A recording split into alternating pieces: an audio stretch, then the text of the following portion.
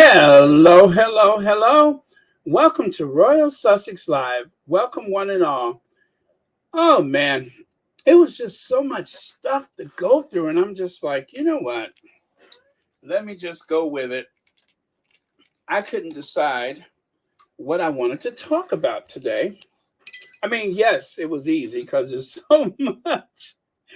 There's so much. But anyway, you know how the creative process works. Anyway, so I kept pushing it back, pushing it back. And then there was some videos I wanted to share, and that didn't work out. But anyway, the important thing is we're all together now. So, Mystic Toxin, hello, how are you today? Oh, yes, the troll spray. You're right. You know what? I didn't turn that on today. Thank you so much for saying.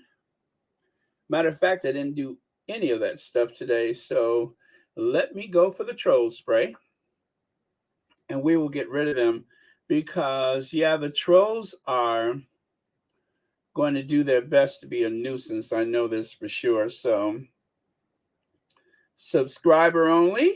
Let's go back a week, I think. Maybe 1 week is good. So, um, what if I do a year?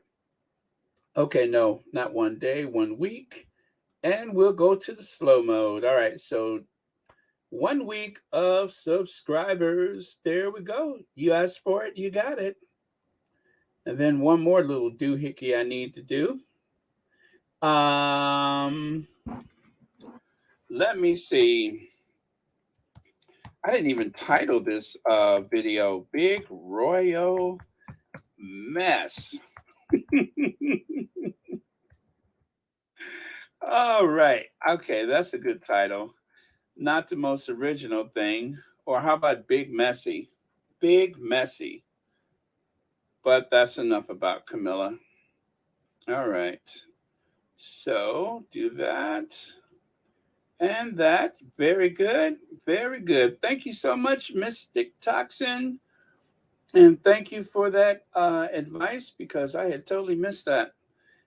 Hello, Sherry Ware, Black Queen, Lydia Washington, Mary H, Susie Q, Annie Bullard, welcome. Uh, oh, hot dog, I forgot to post those pictures.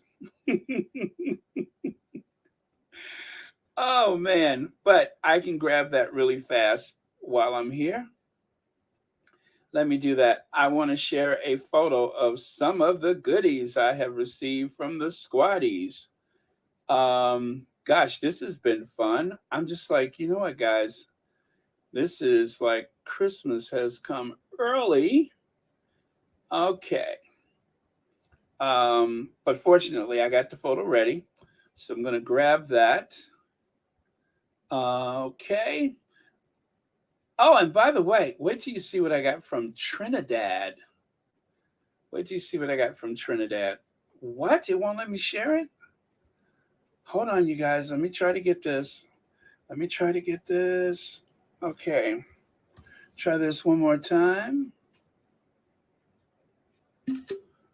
All right. I think I'm good now. Perfection. Got that.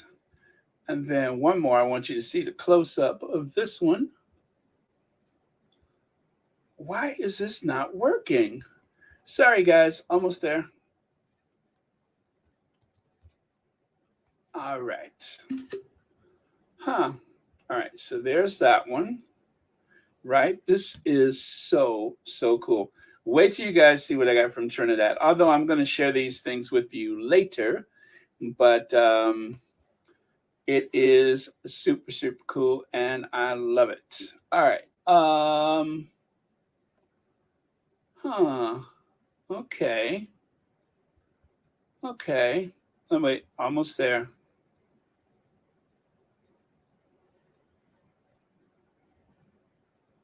Oh, I tell you, the life of a perfectionist. I mean, not, I don't mean perfectionist that much, but just I have my moments. Oh man, I forgot I wanted to share this one, but I have my moments. Ooh, ooh. How did I almost forget that one? Okay. Okay, we're good. All right. Sorry about that, you guys. Thank you for your patience. All right. So I'm gonna skip the rest of the hellos so I can get into it since I'm already a bit late getting here. Okay. Hi, Beverly McCaskill. Let me see. Beverly wants to say hello. All right, let me get my slides up. I bring my slides up, talk my stuff. Baby, how you feel? Woo, child. Okay, that is my best Lizzo I can do. Ooh, child, tired of the BS.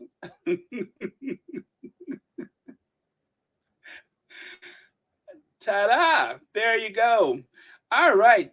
A Christmas message from Prince Harry. Prince Harry, the Duke of Sussex, has recorded a special Christmas video for Scotty's Little Soldiers, the charity for bereaved military children and young people. Prince Harry Christmas message was played to members of Scotty's Little Soldiers at the annual Christmas party.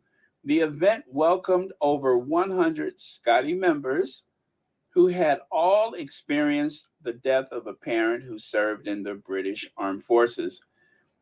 Take a pledge to support bereaved military children. What a worthy cause. I think that is so cool. Hey, Church Nelly, remember, you're not getting older, you're getting better.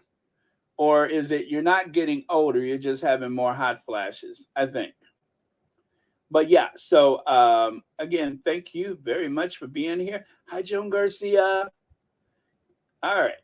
Okay, here we go. And then there's this. How cute is that? Look at Prince Harry in the Spider-Man uniform. I wasn't even sure what I was looking at. I'm just like, no, no. Yes, it is Prince Harry in the Spider-Man uniform. Now, given the way that Harry fills out a suit, right? A suit, I would have to say that I'm pretty sure I'm in good company when I say this is rather disappointing that all they showed was from the chest up. I mean, you guys, you remember Harry in every uniform he's ever worn. Isn't this, I mean, I know it was for kids, but isn't this a bit of a ripoff? Connie Palmer! Hey, Connie. But isn't this a bit of a ripoff? I feel kind of cheated by that, you know? I mean, when Harry puts on a suit, you understand everything that the designer intended that suit to do when Harry puts it on. So, um, I'm just saying for a friend, next time you're going to show Harry in any uniform, give people what they came for, right? Right. So, I um, I think we were a bit shortchanged.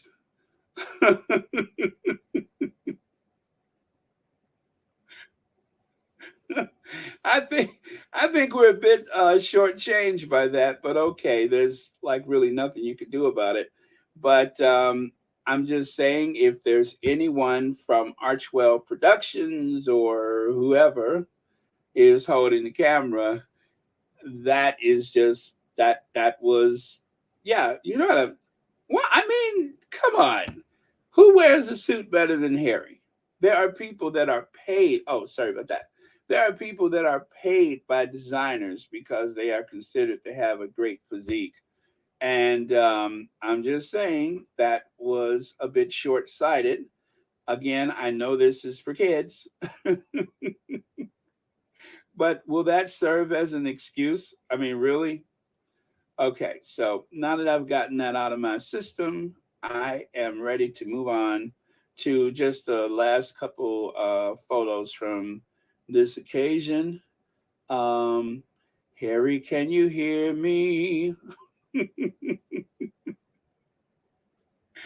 Okay, and so, oh yeah, you know what? Why don't you just hear it in Harry's voice? Why do I feel a need to explain this? Harry can do it much better than I can. So, Let me see. Huh.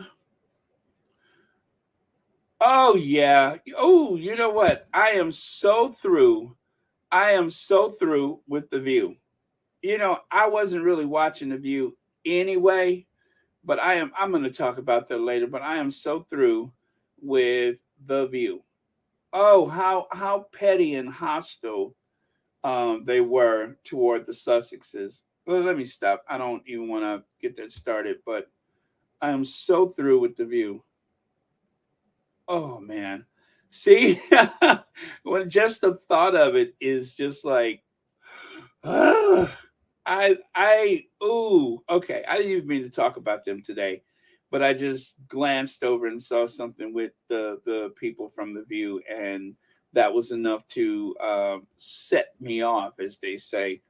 But it's just so I don't understand. Well, I mean, let me stop saying I don't understand. I get it. It's a business model to um, go after the Sussexes to maintain these talking points, but it just drives my point about how the American media has been infiltrated by these tabloid writers, and that's one thing that is produced in abundance in the UK are journalists. And then they come here where they don't have much sympathy for our system, but they are glad to have the, financial gains made.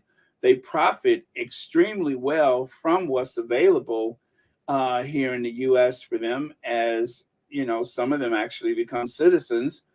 And oh well.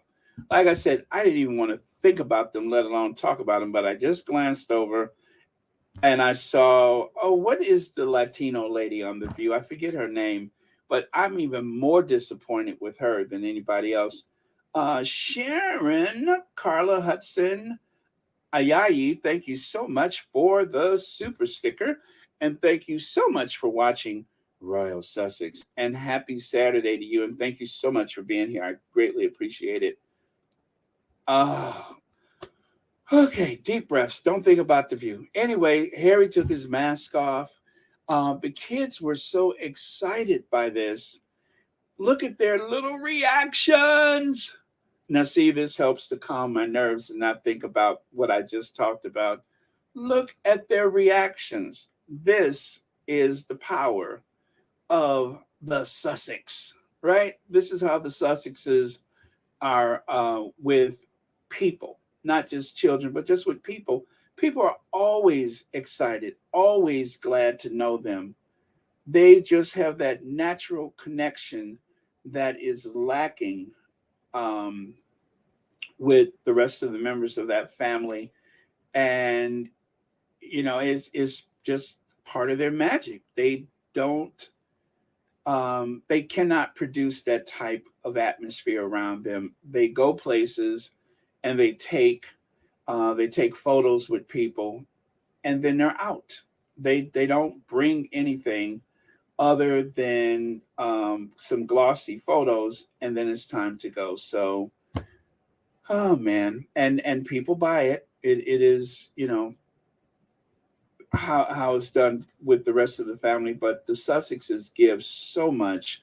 It just pains me to see how the media in the US, and of course the, as I call it, the axis of evil.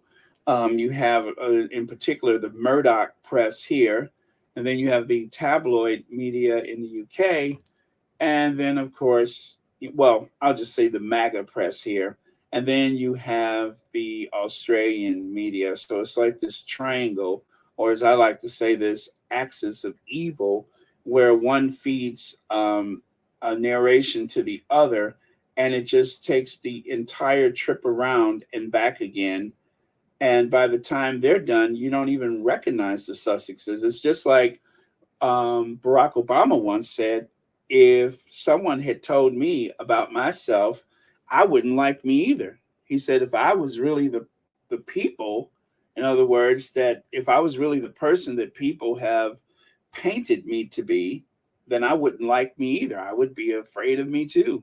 I wouldn't want to be in my company, but because I know I'm not that person, then is it doesn't make a lot of sense, and that's the whole point.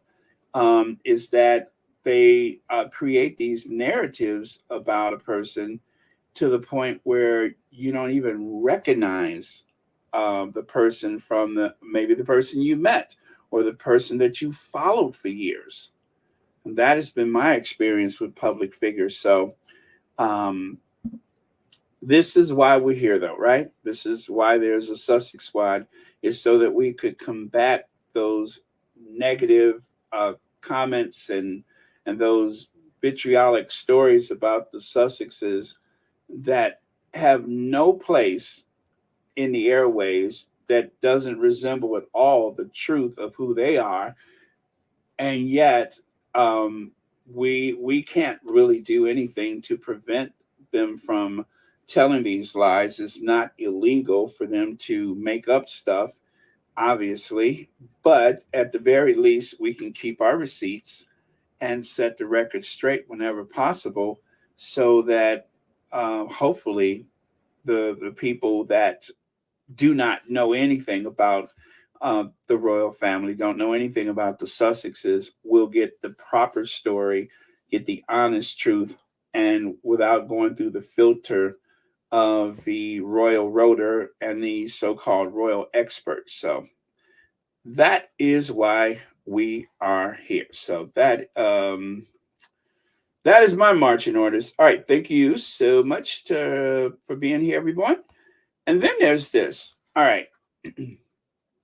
Andrew Neal from the Daily Fail says a battle royal is raging for America, and so far, Harry and Meghan are outgunning William and Kate at every turn.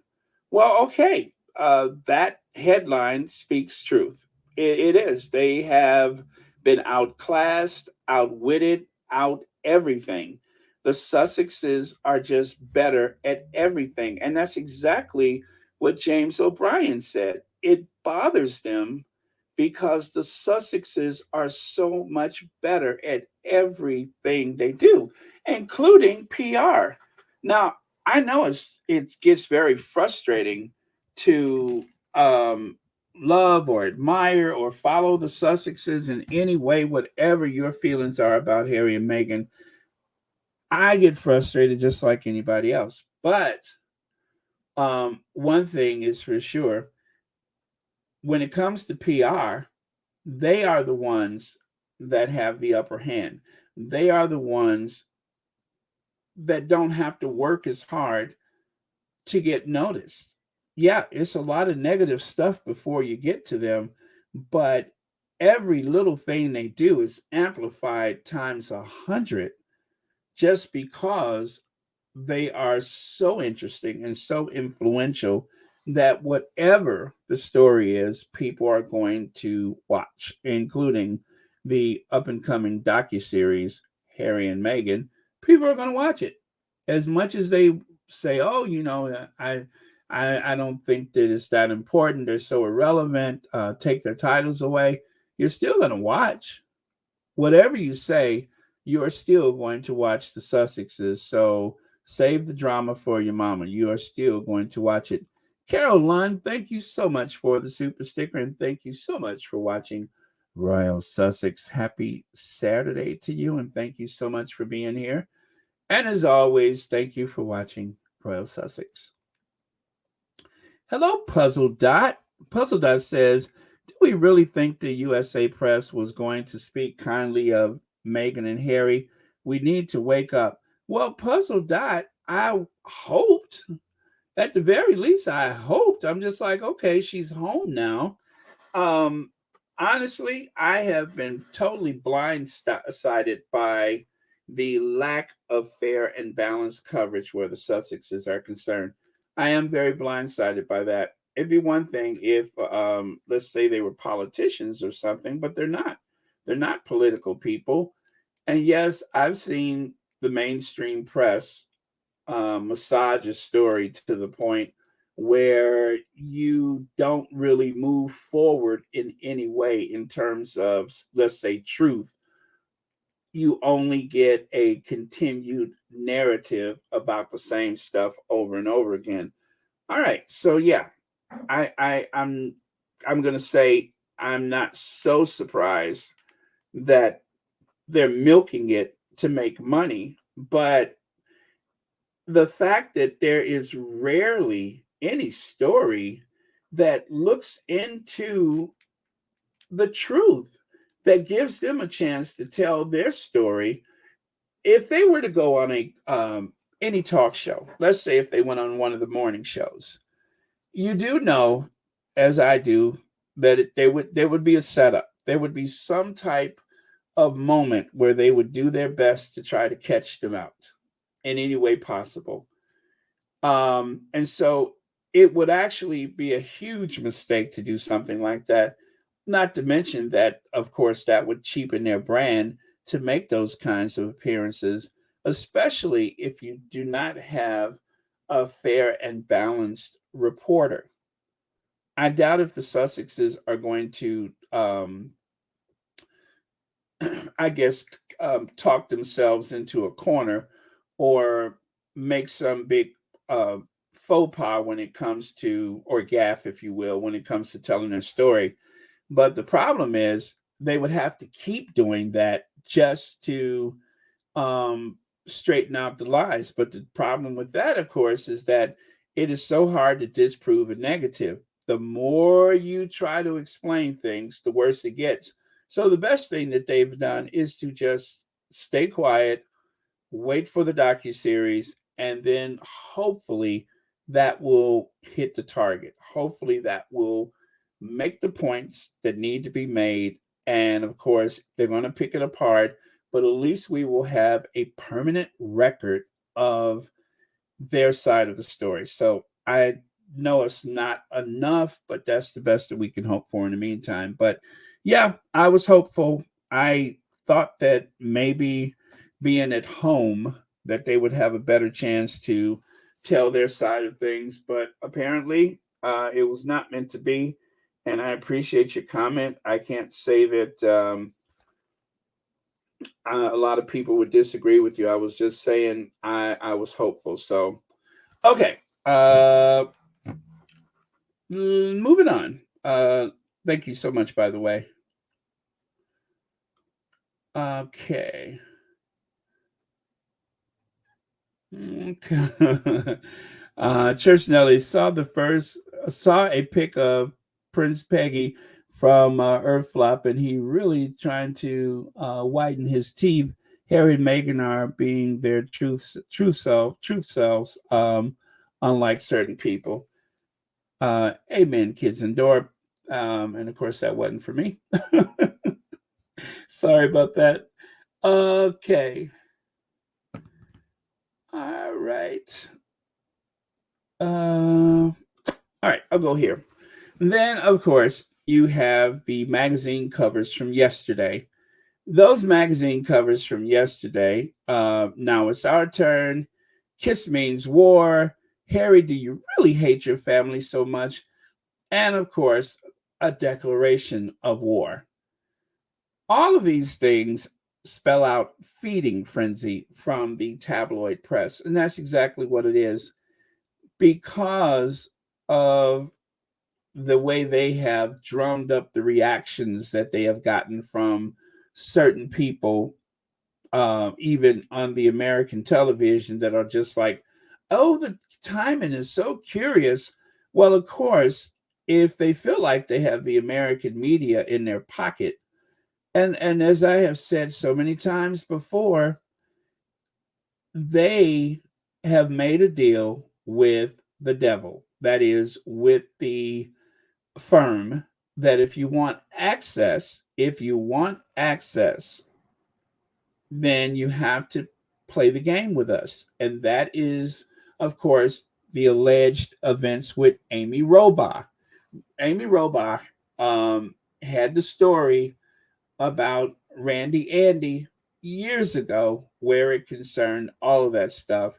And it was alleged that ABC was told by the palace that, listen, Kate and William just got married. Now, that was 2011, so you know how long ago it was. Will and Kate just got married. They're going to do a tour of the U.S. If you want access, XYZ, right? If you want access, XYZ, all right? And that is exactly the way things seem to have gone, is that in exchange, not only did they get access, but the person who seemingly had the story before anybody else knew it has been given the very posh position as the official correspondent for everything royal family on ABC. And that's, of course, the one that is shagging the co host. Uh, that is the one who is with the co-host. Um, she had the story. She had the story. Allegedly, the story was killed. It was a hot mic moment. If you haven't seen that video, I'm not able to share it with you, but it was one of the most compelling things I've ever seen. If you have not seen that video, believe me, it's one of those things where you're just like, oh my God. Anyway, if you haven't seen the video, let me just explain it to you. She was having a unguarded moment on a hot mic with the camera. Who knows who leaked that video? But Amy Robach's video has been making its way through the interweb. Now, most people who view it aren't really thinking about Andy. They're thinking about his friend that died mysteriously in the New York jail. It explains everything. It explains everything. The story was done away with. And anyway, now we are where we are right now. So, um, end of that. And of course, Amy's got the posh position. She's shagging the co host, allegedly. I mean, maybe they're just close friends. I mean, I've been friends with people that have palmed my behind before. So, um, who hasn't, right? Who hasn't had a friend walk up to them and take their hand and palm their buttocks? I mean, that kind of stuff happens all the time. I mean, that kind of stuff happens all. Oh, sorry about the echo. But yeah, that kind of stuff happens all the time. All right, all right. So, all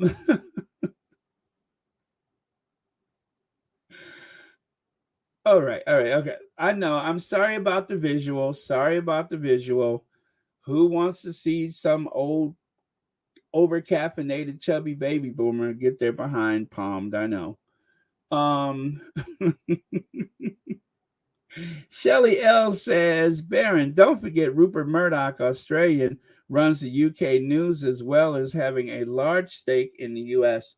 That is very true. You do have that Murdoch presence in the UK on television. And of course, the Sun, I believe, is the newspaper. And of course, in the US with the Fox network. So, yeah, thank you very much for that reminder, Shelly L. And as always, thank you so much for the super chat. All right, so here's another topic right here. Au revoir, Charlie.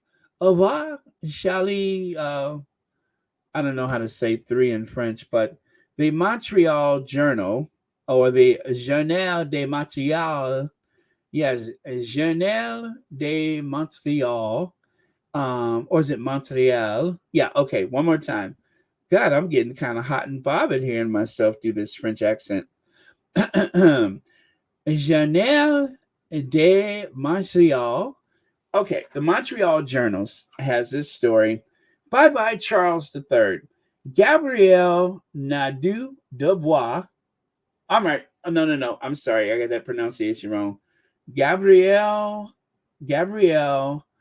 Nadeau Dubois. Yes. Nadeau. That's it.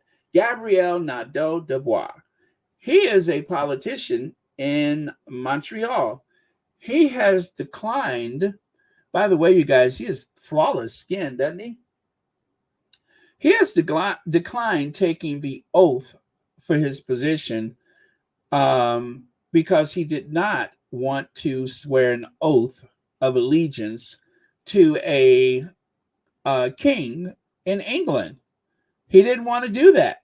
And if, as you know, it kind of reminds me of the young lady in Australia, one of the First Nation people. I believe we used to say indigenous. Now I think they prefer to be called First Nation, or First Nation may be a political party. I'm not exactly sure. But the young lady in Australia who declined to give the oath of office, swearing her allegiance to the Queen, well, eventually, with her fist in the air, she went ahead and did that because that's the only way that she could be allowed into the parliament. And so, same thing here. Although Gabrielle has decided that he would go ahead and acquiesce so that he can be a member of parliament in Montreal. However, he's only going to do that if he has the opportunity, which he's going to exercise the opportunity, to table a bill that will outlaw or rid Montreal of this ancient archaic rule of swearing an oath to a king. He does not want to do that. And so this is something that they have been working on since 2018. And if you think that that was interesting that they would try to do that during the time of QE2, imagine the urgency now, considering so many people do not really care for Prince Charles III or King Charles III. Most people just are not interested. There are so many Canadians, whether they're from Quebec or any of the other provinces, that are not interested in Charles III. And they have even said years ago that when the Queen goes, so does this system. We don't want it. But you know who we do want? Kathy Rose Lou is um, a new member of Royal Sussex. Wow, welcome to Royal Sussex. Congratulations. Thank you so much for the membership. Um, it's still a bargain at just $4.99. And guess what comes with that? Me. You get tons and tons of me. But other than that, there's. Thank you. Which reminds me, for those who are members on Patreon, you do not have access to the stickers that you have with one of these memberships, but you have all the gratitude that I can extend in this world for being a member on Patreon. Some of you guys have been there for a long time, and there really aren't any extras on Patreon. Now, from what I hear, Patreon sends a gift to people. I don't even know what that gift is, but I heard Patreon sends you guys stuff. Thank God for that because, yeah, Patreon is like maintaining another channel, and it's either do a daily upload or Patreon.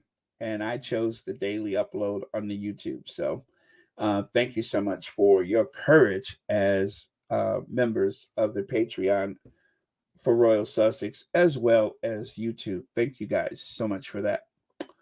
All right, so that is the story of Gabrielle Nadeau-Dubois.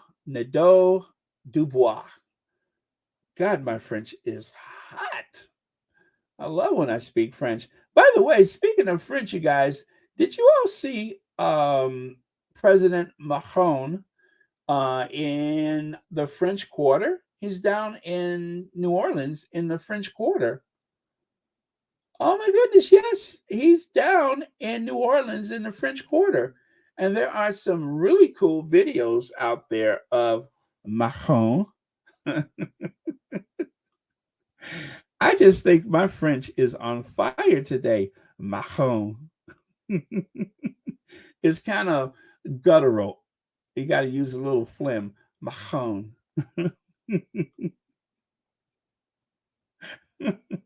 I am on point today. Charlotte would be so proud of me if she was here, and I hope she is. But yeah, Charlotte would be so proud of my efforts with uh, the en français. Charlotte, yes, very cool. All right, you guys, moving on. Although first, I do have to do this though. Let me see. Let me see. Don't nobody help me. Ah, there it is. There it is. Oui, monsieur. Oui, monsieur. There it is. All right, monsieur, mademoiselle, I present to you. Here we go. Uh,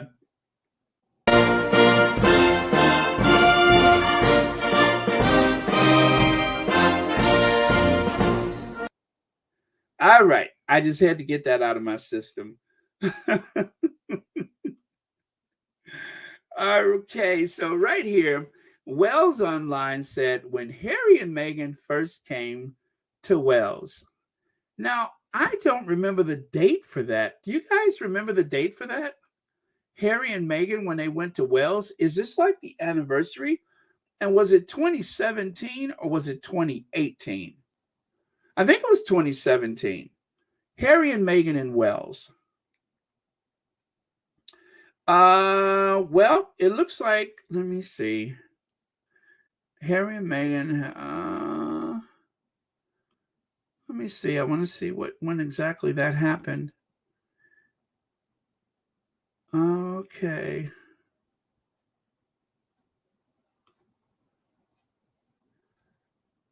Harry and Meghan. Yeah, I don't think it was December because I think maybe. No, I want to say it was maybe in the spring or January when they went around to meet people in Wales. So yeah, I don't believe it was spring. But I do remember the day that they went there. Oh, you know what? Maybe if I spell Wales properly, I can find it. All right, there it is. And let me check the date on that. January the 18th. Okay, so I don't know why they chose this time to share that in their news article, but yeah, it was January the 18th. Oh, thank you so much, Jeannie Hyde. I just found it. Oh, and someone else got it too, right?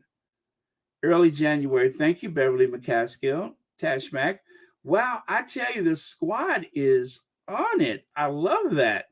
So yeah, why they chose this? Because I thought, well, maybe this was the anniversary of the visit, but apparently not. So it was 2018, that is January the 18th, because they announced the um, engagement just after Thanksgiving. I do recall that. So, and as they say, we had this chat over roasted chicken.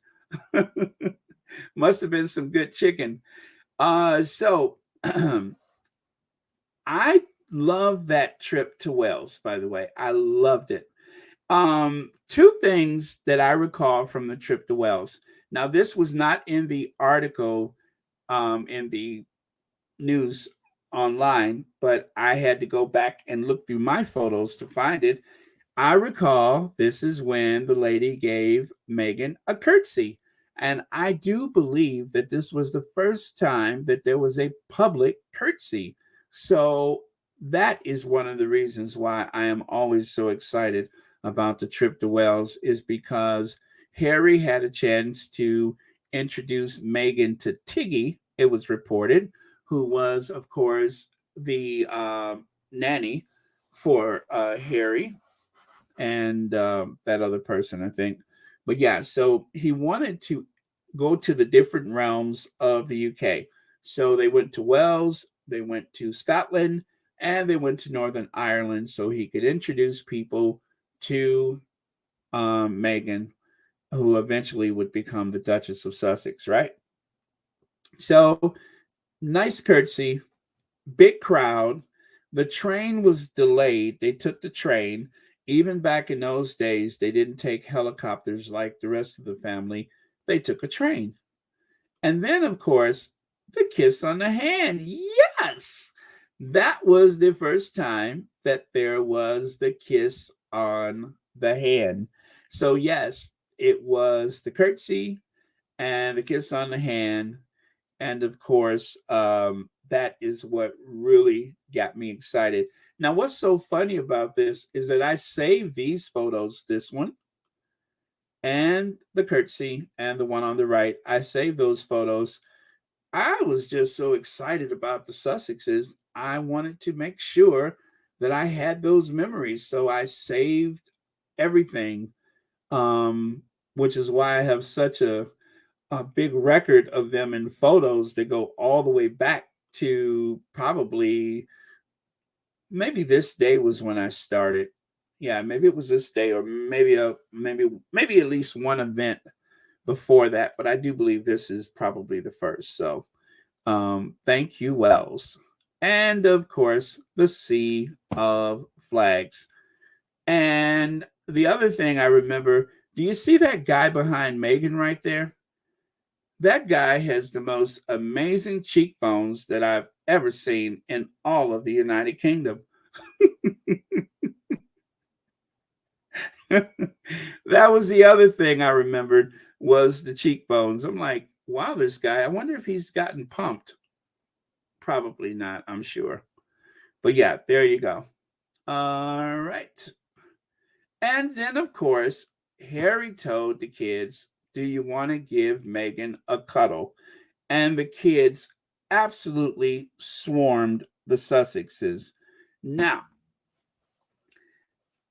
the thing that I did not pay attention to, but yet it's stuck in my mind all this time, is that I didn't realize that there was a conspiracy to try to destroy Meghan at the time. I thought that the reporters were just, being overly skeptical and a bit weird, but I had no idea that they were trying to push her to, um, out of the kingdom, off of Narnia, out of Salt Island. I did not see that coming.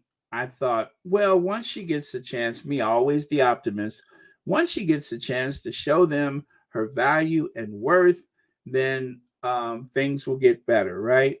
I was wrong. Oh, God, I was wrong. I had just way too much trust and belief in humanity.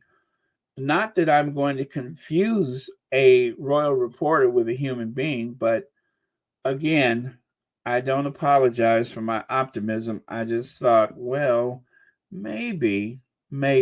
Well, that maybe never happened. And why I remember that is because of these photos right here.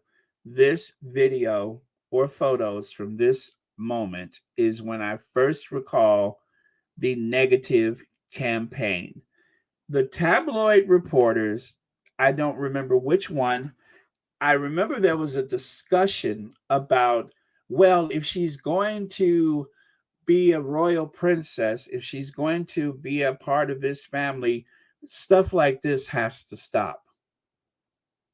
I'm like, really? Yeah. They were criticizing the idea that Meghan, and even encouraged by Harry, and that's the thing is, Meghan got in trouble for this, but it was Harry that encouraged it. And there were a few situations where Harry didn't give a toss about the protocols, which is a word that I desperately hate. But Harry encouraged the kids to do this. And when they did, the tabloid press attacked her. So that is what I remember from this day. And I tell you guys, I'm not the most efficient person. I don't keep the best notes on paper, but mentally, my notes are are there. When I see something, I don't unsee it just because of gaslighting. I know what I saw, and I remember exactly what I heard about the situation. I don't remember who said it, but I just remember that weird feeling I got in that moment, like, this is such a beautiful event. Why are they talking like this? And then I thought, well, maybe after she gets a chance to get in there, maybe after they get used to her, that will not happen anymore or whatever. Although it bothered me that they were trying to take this away from her, that they didn't want this for Harry and Meghan. But that was the intent of what they said, is that this will have to stop if she's going. And then I noticed after that situation here, every time Meghan was out somewhere, it was something else she did wrong, something else that violated the protocol, something else that should never have happened. Oh my God. And it just unraveled from that point on. So I'm sure this wasn't the first offense. As a matter of fact, it wasn't long after this before we had the situation with Princess Michael of Kent with the blackamoor. Okay, the blackamoor was still coming. So, well, and so that's why this is so bittersweet. So let's go back and take a look again. When Harry and Meghan first came to Wales, I don't even need the article. I'm just going to remember how I felt. I remember those moments. I thought it was amazing that the two of them were getting this warm welcome. I also remember that Meghan was so concerned about how long people waited out in the cold, and she felt really bad about it. But of course, their train was delayed, and there was nothing that they could have done about it. The train was delayed. And yeah, okay. And then, of course, here is one more photo from inside that whatever place they were in, a community center or whatever it was. And again, the kids were very kind.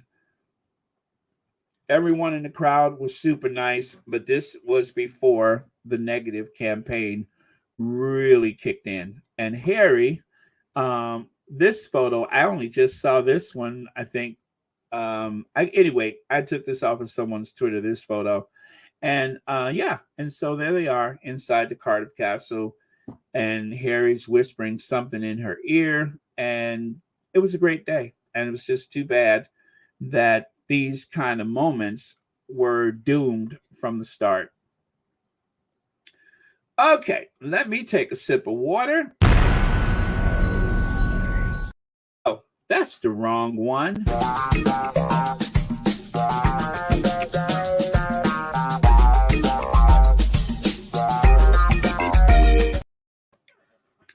Okay. That is weird. Why does that fade out like that? Oh, well. Harry and Meghan still have a chance to reconcile with family behind the scenes. Prince Harry will pass point of no return if he criticizes Camilla in the new book Spare, and King Charles will close the door on him, royal experts claim. Okay, Express, Daily Mail, and then one more from the Express. Prince Harry warned, inflict more pain and his point of no return.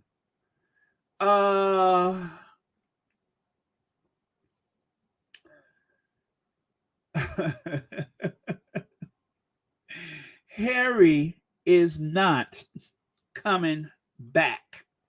Let me say it one more time. Harry is not coming back. Harry does not want to be back in that situation. Do I have to quote Mr. Chris Tucker and say it? Do you understand the words that are coming out of my mouth? Harry is not coming back. Every year, tens of thousands of Americans move away from their family. Every year, tens of thousands of people put their stuff in storage. Every year, tens of thousands of people move abroad. It's what people do. And those are people that are coming from a happy family. What do you think the urgency might be for someone who's coming from a family full of some of the most useless accidents of birth that you could ever see? Just a bunch of people sitting around waiting for their opportunity to enjoy their inherited wealth, people who haven't really worked a real job ever. You have like the world's poshest housing projects, or as they say in the UK, council estate, and that is Kensington Palace. Those people are not trying to change the world. All they want is the attention that comes with their position. Now, there are some minor royals that we don't know of that got real jobs and have real lives that are not tied into this 1,000-year-old grift. Harry said very clearly, I saw behind the curtain. I've seen what's behind the curtain. I don't want any part of it. Harry has been working since he left Narnia. The first thing he did was find a secure job so that he could keep his family safe. And that's where he's been ever since. He's not thinking about trying to get back in the fold. He doesn't want to walk in the shadow of his brother. Why don't they? What is it about that they don't get? Who would be in a rush to walk behind, or as James O'Brien say, to permanently ride along in the sidecar with this person? He doesn't inspire much. And then to make things worse, he marries someone who doesn't inspire much. And together they are as dull as dishwater. They're like a limp dish rag hanging over the side of a sink somewhere. They don't inspire anybody. And I could not imagine for the life of me why people were getting so worked up because, I mean, yeah, all right, yeah, what a curiosity. You have a chance to see a real live prince and princess. I get that. But I think we just had a great lesson when reporters struggled to say what the Queen did for 70 years. They struggled with that. And I still don't know if they ever answered the question. Well, what did she do? Only for some reporter to say, yesterday was it, that the Queen has done more for civil rights in her 70 years on the throne than almost anybody in this world.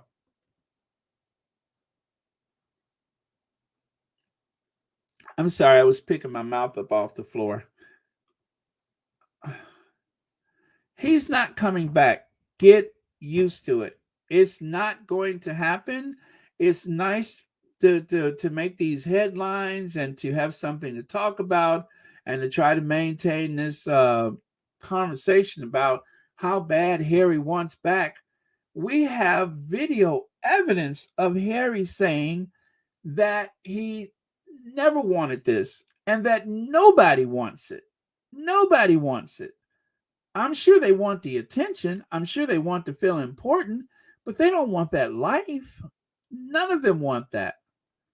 Harry has said it on video. William has so much alluded to the fact that he's in no hurry. So this is all just a bunch of smoke and mirror. It sounds really nice for people who need to believe the Sussexes are so anguished over the idea. The reason why Meghan first really got their noses out of joint was because she wasn't in awe of it. She wasn't so impressed with it. There's no record of Meghan trying to get into some rich person's house with some fascination about, oh, what do you have in here? Meghan works. She's always worked, and there's always been an element of philanthropy and public service in every part of her life. Not all this stuff. That's a Middleton value, not Meghan's. Shelly L says, oh, I'm sorry. There we go. I'm pretty sure Prince Harry slammed the door behind him when he left. Yes, I can still hear the door slamming. You can hear that door echo in all across the universe. It's done. Harry doesn't want it. Harry doesn't want that life. Full stop. So, yeah, interesting to keep that going, but it serves no purpose. Harry is the Fresh Prince of Montecito. That's it. Harry is the Fresh Prince of Montecito. He does not want that life. We even have him singing the song, The Fresh Prince of Montecito. So how much more evidence does it is required before you accept he wants no part of what you all have to offer? It is not necessary. Y'all got the wrong one, boo. That's the other people that are in dire need of that. Harry has everything he needs. He has his beautiful wife, who is his equal in the relationship in every way. That's what he wanted out of a relationship. He doesn't want someone to be in awe of things. He doesn't want anybody to be in awe of him.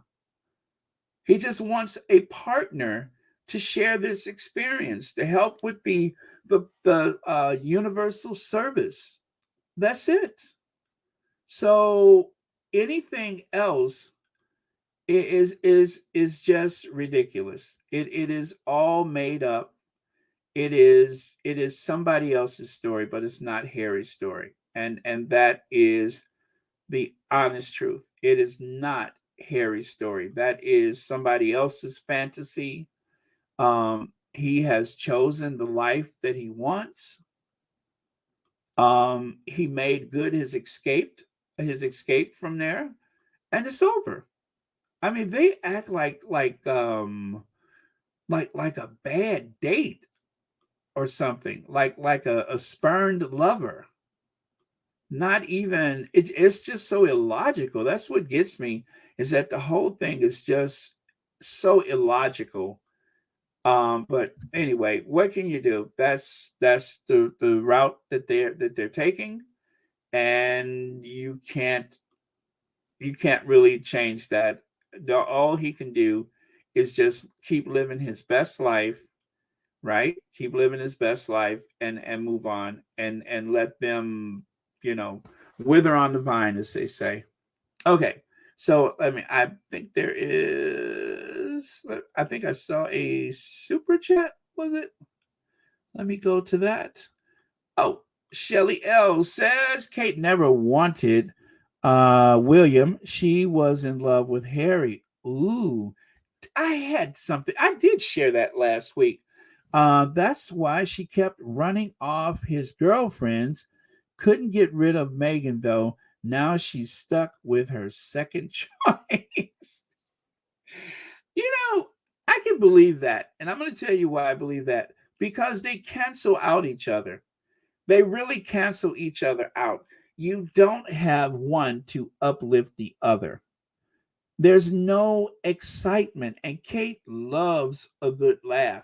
And that's why when she gets out in public, she does that hyena laugh, because she finally has a chance to talk to someone that is not an au pair or a nanny or something, that is not the children. She has a chance to talk to other people. That's probably why. It's because she's literally busting at the seams because of how dull her life is. So thank you so much, Shelly L, and thank you so much for the super chat. Uh, Jessica Jose says William does want to work, or I mean, does want to work or help everyone. That's why, or is it doesn't want to work? That's why he was Harry. That's why he wants Harry to be his spare, and Harry's going to is never going to come back. Leave him alone and his family. Jessica, you said a mouthful. Absolutely, I do agree. Hey, Lauren Brown, I didn't know you were here. All right. Thank you so much for being here. And Sharon Augustine, thank you so much for the super sticker. And thank you so much for watching Royal Sussex. Lauren says Harry is about that life, but he doesn't want that royal family life. Amen. All right. Okay, so I'm all the way down to the absolute last. And let's go here. Sussex's took photographer into Buckingham Palace without late Queen's permission. Aides complain after picture in new Netflix trailer appears to show couple walking out of palace garden entrance. Now, I was trying to figure this out exactly where this photo came from. So, yes, if you guys ever have seen the rear of the palace, there is a kind of a half curved like almost, well, it's not a portico, but it's all enclosed, like a mud room kind of, but very posh. But anyway, there's that one rounded room on the back of the palace, and that's the steps that's used whenever there's a garden party. And so, yeah, it is quite obvious that that is where this photo comes from. I couldn't picture any other place where that would have been taken. And so now they're trying to fan these flames, and I believe that was in the London Times or the Times of London, that article. Um, and so, yeah, they have been dissecting these photos because they are so hungry to see the actual video. So that just lets you know that there is a hunger for seeing the Sussexes, if for no other reason than to have something to talk about. After all, how else will those royal reporters get those extensions on their kitchens or whatever? So, yeah, they need Harry and Meghan for that. Oh, okay. Sorry about that noise. Just making myself comfortable here. So, Meghan and Prince Harry took their own private photographer into Buckingham Palace without Queen's permission, as royal insider fear intimate Netflix shot of couple inside palace is a taste of things to come. Don't they hope so? So they'll have something to talk about. Well, let me just say this: it doesn't matter. They don't know whether or not those photographers were authorized to be there or not. They don't even know whether this was a photographer for the Sussexes or whether this is a photographer for the royal family. This may have been a pool reporter. They don't know where this photo comes from. They only know they saw it in a documentary. It doesn't matter what they think. They have no clue where this photo comes from or who took this photo. You may never find out where it came from. It may have been part of their official royal duties. And obviously, if they're at the palace, duh, they, whoever the photographers were, had to go through whoever does the security at the palace. I mean, Harry and Meghan did not drive in with them. They showed up for whatever occasion, but I doubt if they have anything to do with this photo. However, they had access to it. Some of the photos that were used for that trailer are photos that I'm sure Harry and Meghan do not own the rights to those photos. So this is just more desperation to feed that hunger, which is just to let you know that people want desperately to see this docuseries. Whatever they say, they are going to watch it. That is clearly um, letting you know they're going to watch it. Okay, so right here it says, Wanda Valentine, thank you so much for the super chat. Royal family just took foolish, petty, I'm sorry, just looked foolish, petty, and racist. Even my Caucasian friends now say they see the attacks on Meghan as racist. The jig is up, royal family. Wanda Valentine, I'm so glad I had an experience where I tried to point out something racist in the past that someone said to me in writing on social media. And when I showed it, the first thing was, "Are you sure?"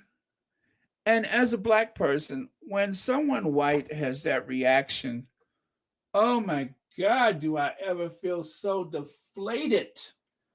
I'm like, dude, I be wanting to say a little bit more than that. I be wanting to say, like, you MF, do you? Are you serious? You don't see that? But instead, because I don't use that kind of language, I just say, well, clearly there is a violation here, and obviously there were some overtones of racism. I try to take it to their level, but clearly this was a provocation, and the language is questionable. Are you sure you don't see exactly the dog whistle that I'm encountering at this time? That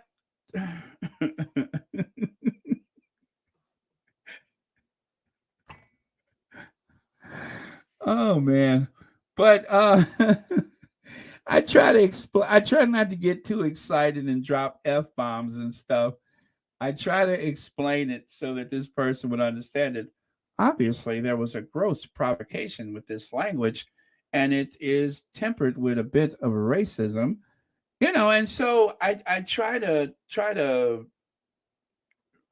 filter it so that my outrage and excitement at this racism doesn't take the message to the point where it seems like I'm the offender. So I had to, try to speak in platitudes that didn't seem as threatening as you MF, don't you?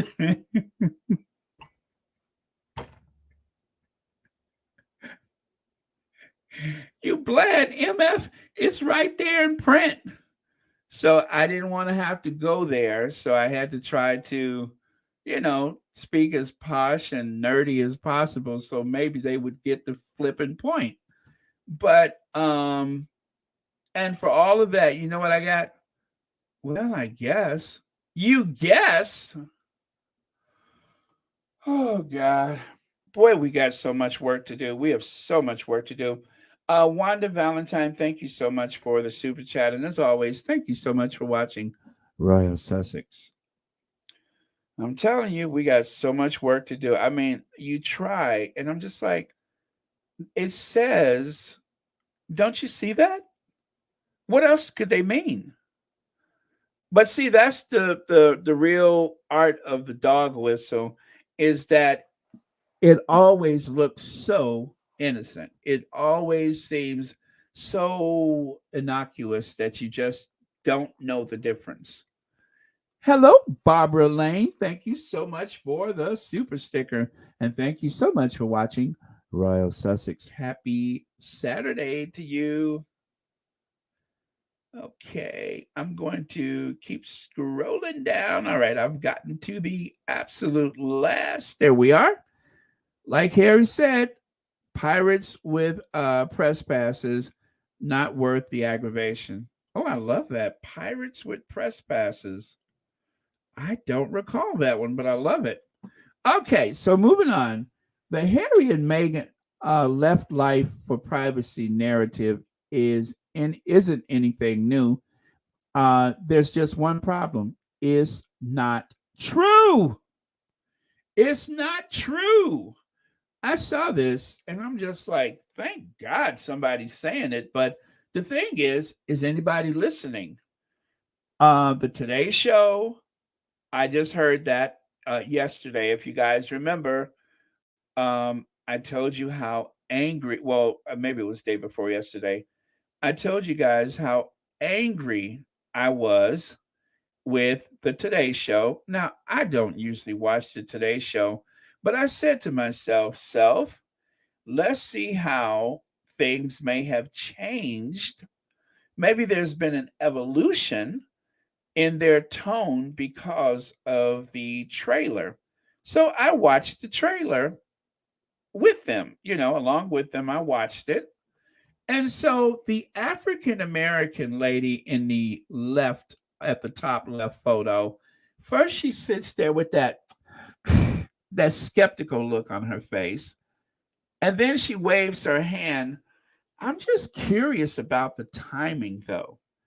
And then she says, "Well, let's take a look at it." And so that third picture, she has her fingers extended. She says, "Well, let's take a look at the trailer." So they look at the trailer, and then after that, the African American gentleman, as you can see, the palm of his hand is up in a very theatrical way. They were both being all, how do I say it? They were doing too much extra. That's what I'm trying to say.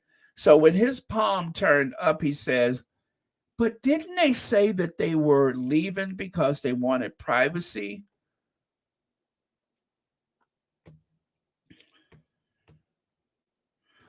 And I'm like, dear God in heaven, are we still doing this? Are we still doing this? Now, you guys, what's so disturbing about that? I'm going to tell you why this disturbs me so much. Um, and really, it scares me when I hear that because it reminds me of how much power the tabloid media, the firm, the men in gray suits, whatever unseen hand, it reminds me of how much power they have over the American legacy media, that they were able to insert that talking point on my television. They were able to insert their talking point on my television to keep this negative, corrosive language in the airways so that Americans who are, let's say, MAGA minded will have another reason to hate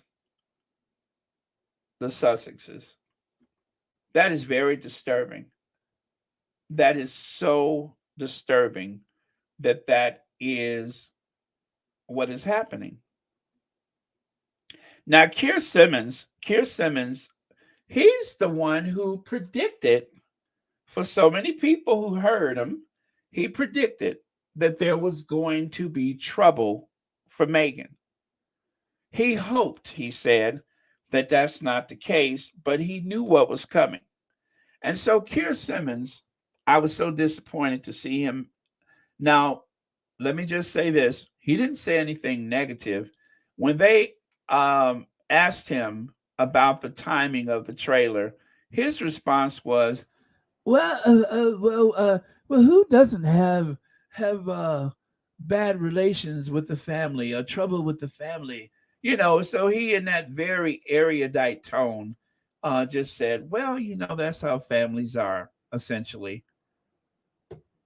But still, I'm disappointed by it, and I'm so troubled by their ability to keep using one of the main tenets of their talking points.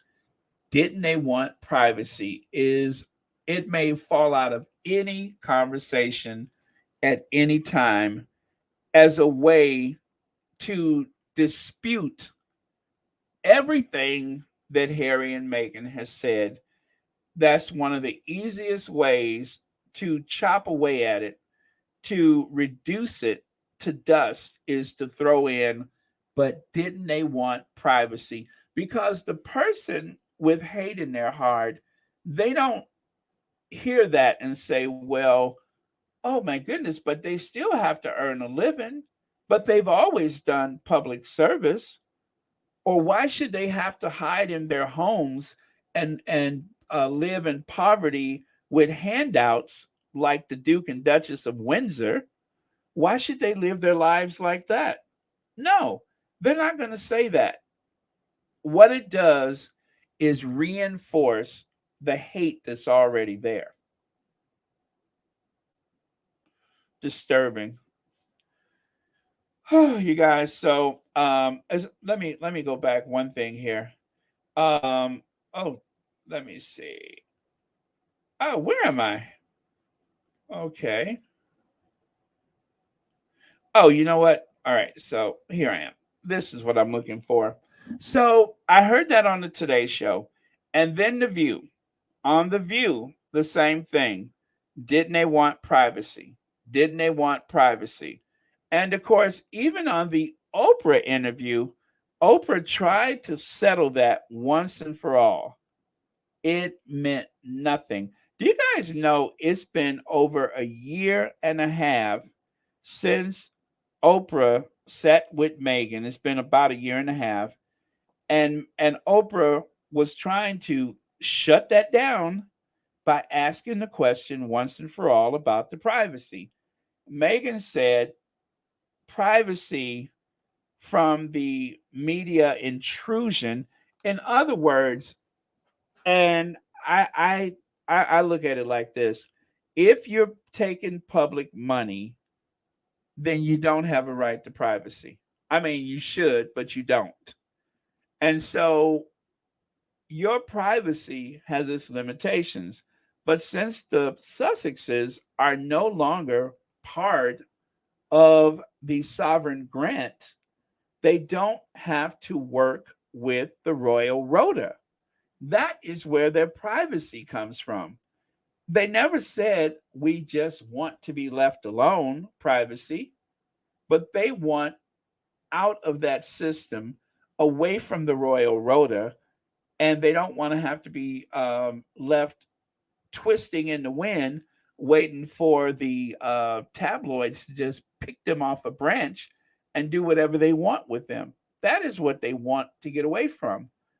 But nobody said anything about buying a sweet little cottage somewhere in a suburb and just hiding out there and hoping that our money will last long enough. It's not like the tabloids would ever leave them alone. So it's ridiculous. And the people on the View know this. The people on the Today Show know this. Oprah was only trying to help. So she brought it up to get an answer once and for all, and that didn't work. And so everything they say is always reduced by those few simple words. I thought they wanted their privacy. That's why that is so awful. That is so awful that someone diabolical enough to understand marketing figured out the privacy angle, and they still use it against them every day. Sorry to go on and on about that, you guys, but I have given this a lot of thought, and that is the only thing that makes sense is that they know that it is very destructive to say that.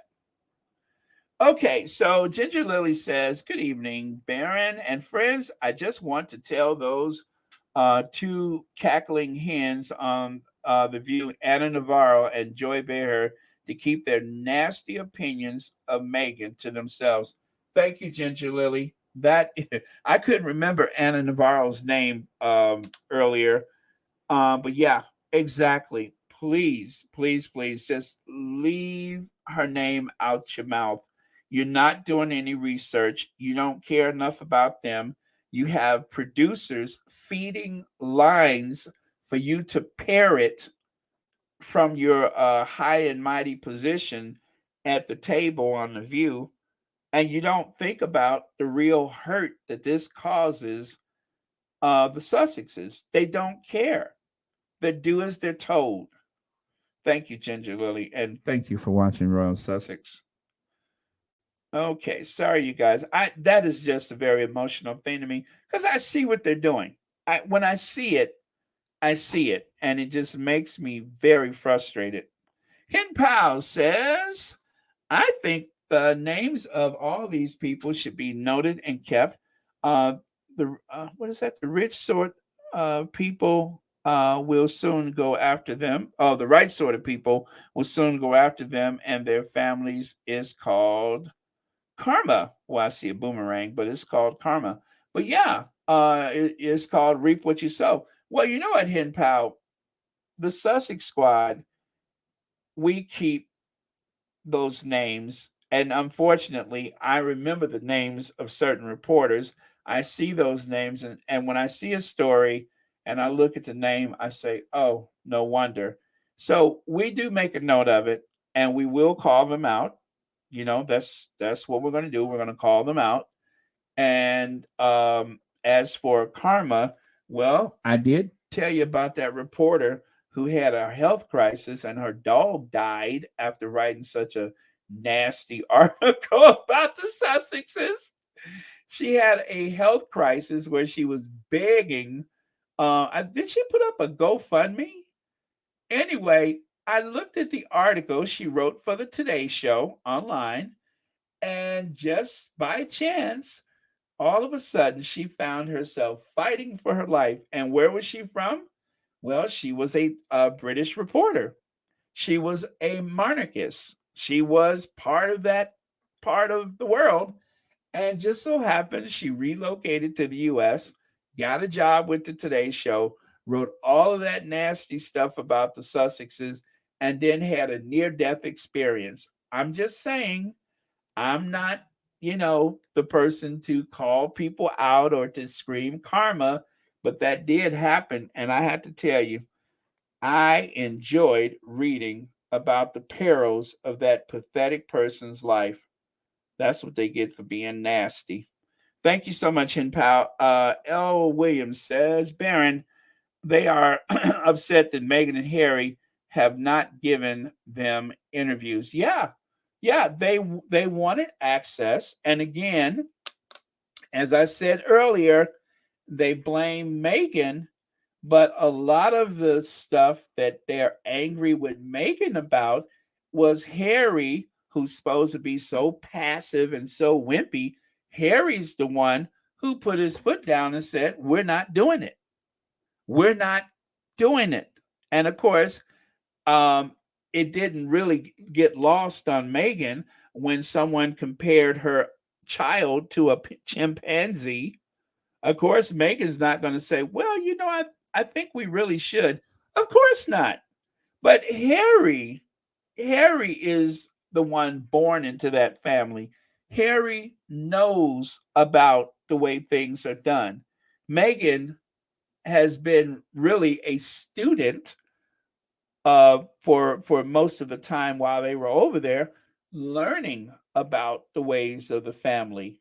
And so when they were trying to gaslight her, Harry would go, huh, that's not right. This is why Harry was angry, because they were trying to gaslight her, trying to torment and torture his wife. They were lying about things, briefing against them in the press. And then, if that's not enough, when Harry is the one who says, oh, no, we're not doing that because they are going to try, it's a trap. Harry knows these things are traps. So, no, we're not talking to the press. Could you imagine how much worse things would have been if they gave interviews to the press? It would have been even worse. So, yeah, they might be angry, they may be caught up in their feelings, but you don't compare somebody's child to a chimpanzee and then expect that you're ever going to get a chance to hold the baby. I don't think so. Thank you, L. Williams, for that reminder, and I appreciate your super chat. And thank you so much for watching Royal Sussex. Let me see. Kathy Rose Lou says, oh, it's not a super chat, it's a super sticker. Thank you so much. And thank you for being a member of Royal Sussex. All right, you guys. Gosh, I'm in a chatty mood today, but I have been very, very frustrated with some of this stuff the past couple days. All right, so let's get to a little shade, shall we? A little shade. Well, now you know it's a big occasion when Kate rolls out those groucho marks eyebrows. Whenever she goes groucho, you know she means business. When Kate goes groucho, Kate means business. She means business. You know that Kate is serious when she goes groucho. And there she is. She got the groucho marks eyebrows. She's cosplaying Princess Diana. She has all of the stuff needed to, and of course, she's going green for the planet. She's going green for Boston. She's using all of those ancient ritualistic royal tour little bells and whistles to convey things. And of course, the Groucho Marx eyebrows. Now, William and Kate's friends are sickened by portrayals of stony faced princess in Harry and Meghan's trailer. That is her set point. Everybody has a set point. Everybody has a basic personality, basic body language. And because Kate is so basic, because she is the very embodiment of just basic. I mean, after all, she's a mute woman. Kate is a mute woman. Kate is a classic royal mute woman. Now, I'm not the one who said that. That was somebody else who said that. One of the royal rotor people said she's a mute woman. So when you don't talk, then your face looks stony. A mute woman. That is my description of why the stony face. It's like asking a horse. I mean, just think how many times have you ever heard that joke when they look at the horse and they say, why such a long face? Well, the question is redundant. So why have a stone face? Because that's her set point. That's who she is. She has a stony face. She always has that resting Princess of Wales face. It used to be the resting Duchess of Cambridge face, but it's a resting face. And that's who she is. So why face shame her? You know, I'm sick of people face shaming her. I'm sick of people criticizing her.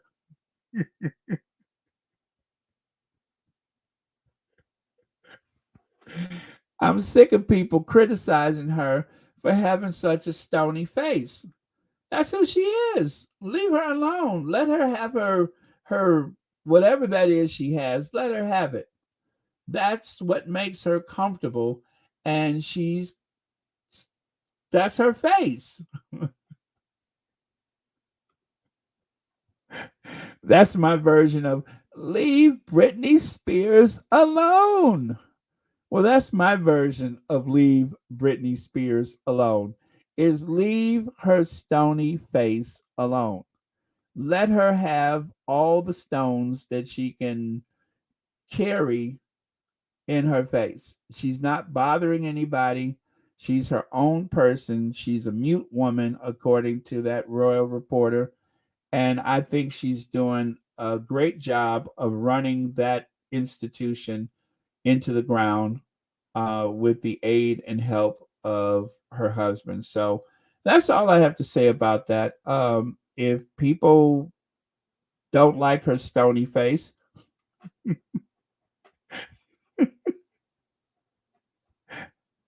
if people don't like her stony face, don't look at it. Leave her.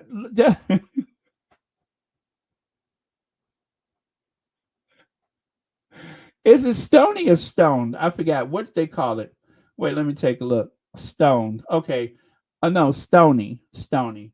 I thought they said stone because that would explain everything. Because, sometimes you don't see her from 30, 60 to 90 days, but it's not stoned face, stony. Okay. Never mind.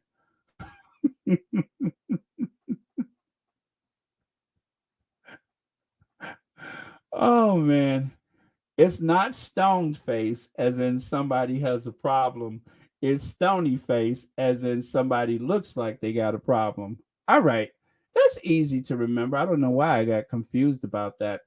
So, stony means the look, and stoned means 30, 60 to 90 days. Okay. Got it.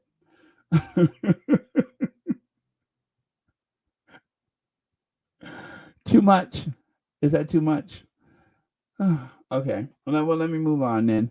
But listen, you guys, listen to what I said. All right. Mute woman. Where's the mute woman? There she is.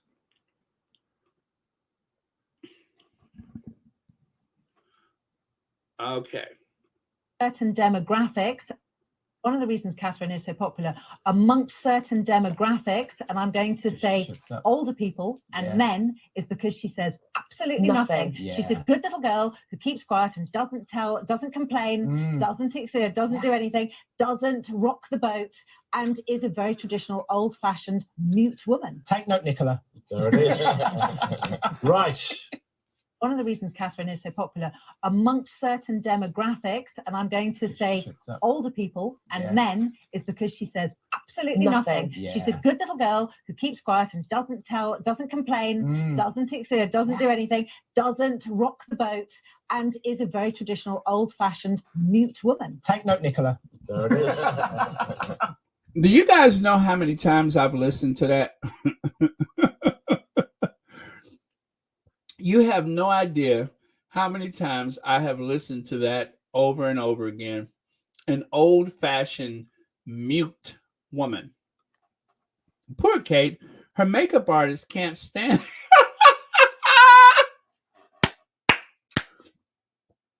I love it. Thank you, Shelly L, for bringing the shade.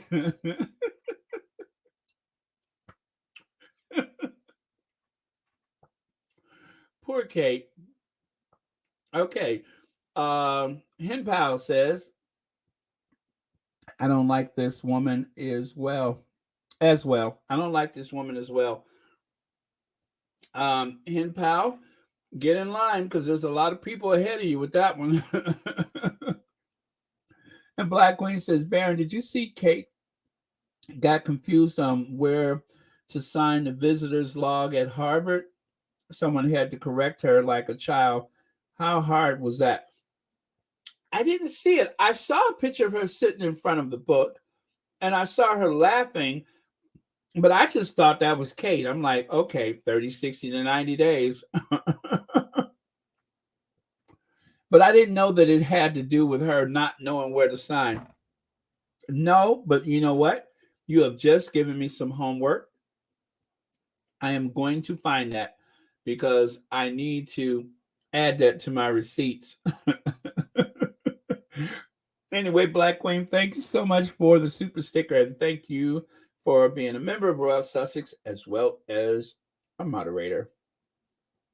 All right, so moving on. Photoshop reality.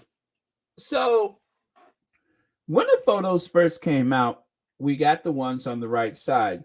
By the time the British tabloid media took those pool photos, and of course, pool means that there's a photographer for an entire group of magazines, newspaper agencies, or whatever. Once they purchased those still photos for their own use, they actually photoshopped them. They used filters to enhance her appearance, to give her a more softer, more subtle, glamorous look compared to the one on the right side, which is, Kate. So not unusual. They use that same technique with a lot of people that needs that technique. So if you look here, this was in the Caribbean tour, right? On the left side, the invisible contract, but the same photo, well, different photo, or should I say different position, different photo. But what makes them different is one photo uses a filter and the other one does not. So is it live or is it Memorex? Is it real or is it the invisible contract? So I'm just doing this in the interest of, the public, in the public interest. I'm just sharing some of the techniques that is used to help create these photos for the royal tours. Again, this is one that got away. They didn't get a chance to Photoshop it. And that's too bad because as soon as I saw it, I'm like, keep it. It's a keeper. I'm keeping it. So I'm too shady to have let this get by. And believe me, this is one of the good ones. This is one of her better photos that they haven't had a chance to Photoshop. Okay. Now, this is another one from the Caribbean. If you recall, there was a lovely video on Tisa Tales where she did some body language work. Now, I don't mind pointing these things out because there is probably hundreds of body language videos every single month, if not hundreds a day, where people are telling you what Harry and Meghan is thinking, what they're feeling. And I think the real low point was when one of the more famous body language people actually used his powers of perception to critique Meghan's podcast. I mean, you can't make that up. A body language expert used his expertise to dissect, to rate Meghan's podcast. How does a body language expert use their powers of perception on a podcast that does not have any video, is completely audio? So, given that, going against the Sussexes, I am more than glad to use my powers of perception to dissect these photos and to inform people as to what my opinions are about what I'm seeing. There you go. So, again, if it's a big occasion, here's Groucho. So, the last time they had one of those earth flops, you could see the micro-bladed eyebrows, the go-to smoky eyes, the sparkling lips. Wait, the sparkling lips. Wait, let me look closer. The sparkling lips? I don't see it. Can you guys see her lips? I'm looking, well, anyway, I'll come back to that one. The rose blush.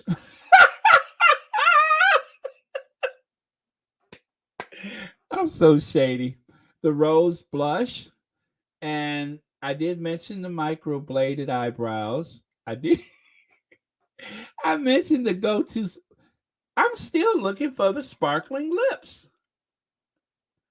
Well, anyway, they say she got some lips. I don't see them, but okay. Next, oh yeah, and then the photo on the right side.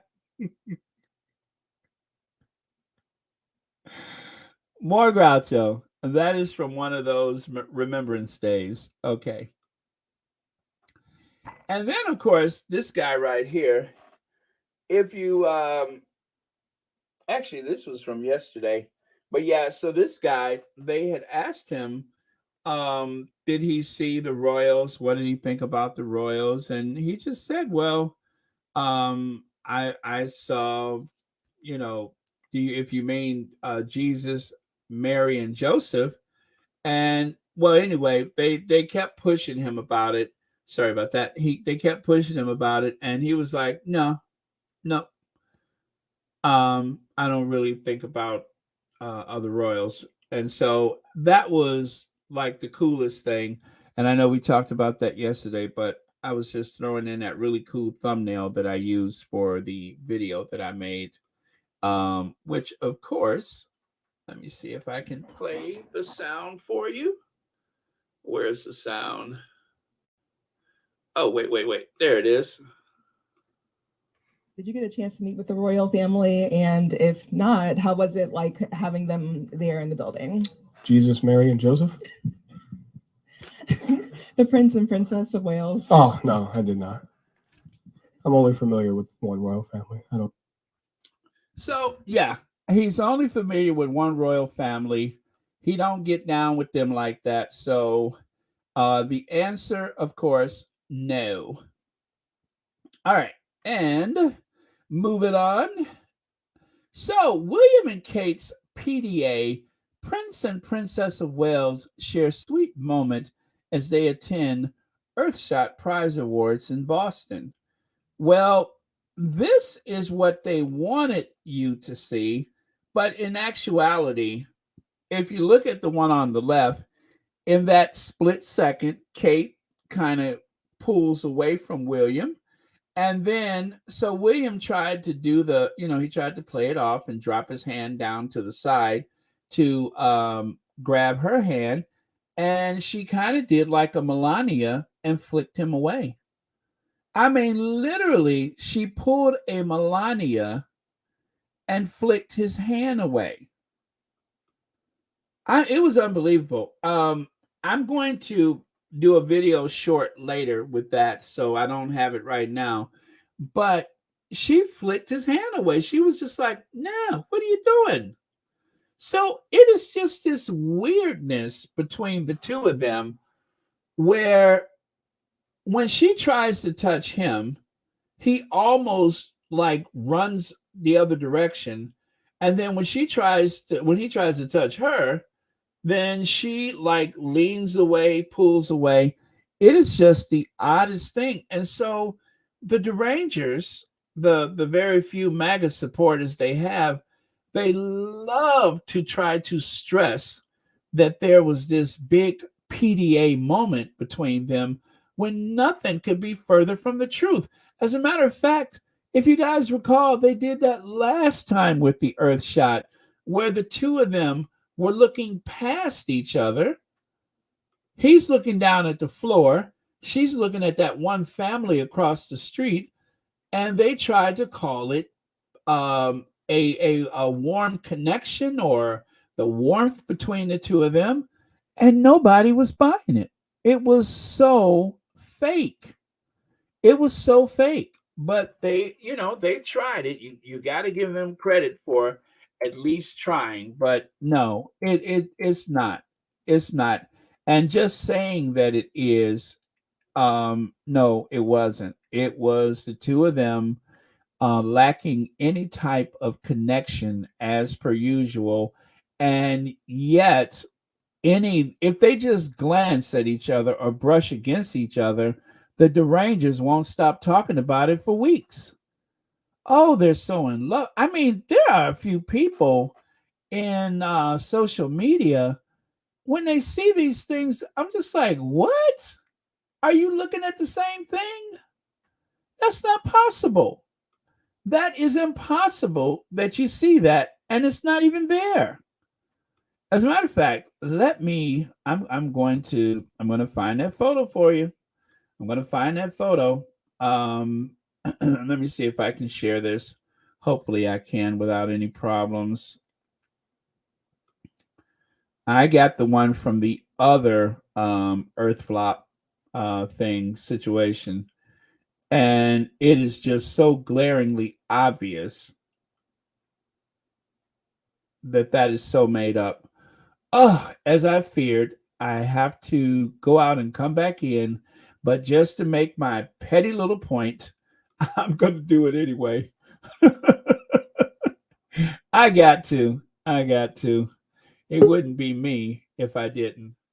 So,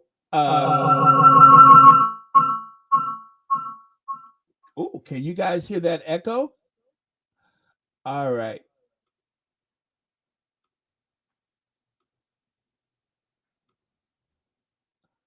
All right, I'm still here, you guys. I hope that sound is not killing you. Okay, where is my petty little point from last time? There it is. That's it. Okay, so I'm going to go over here and get rid of this one.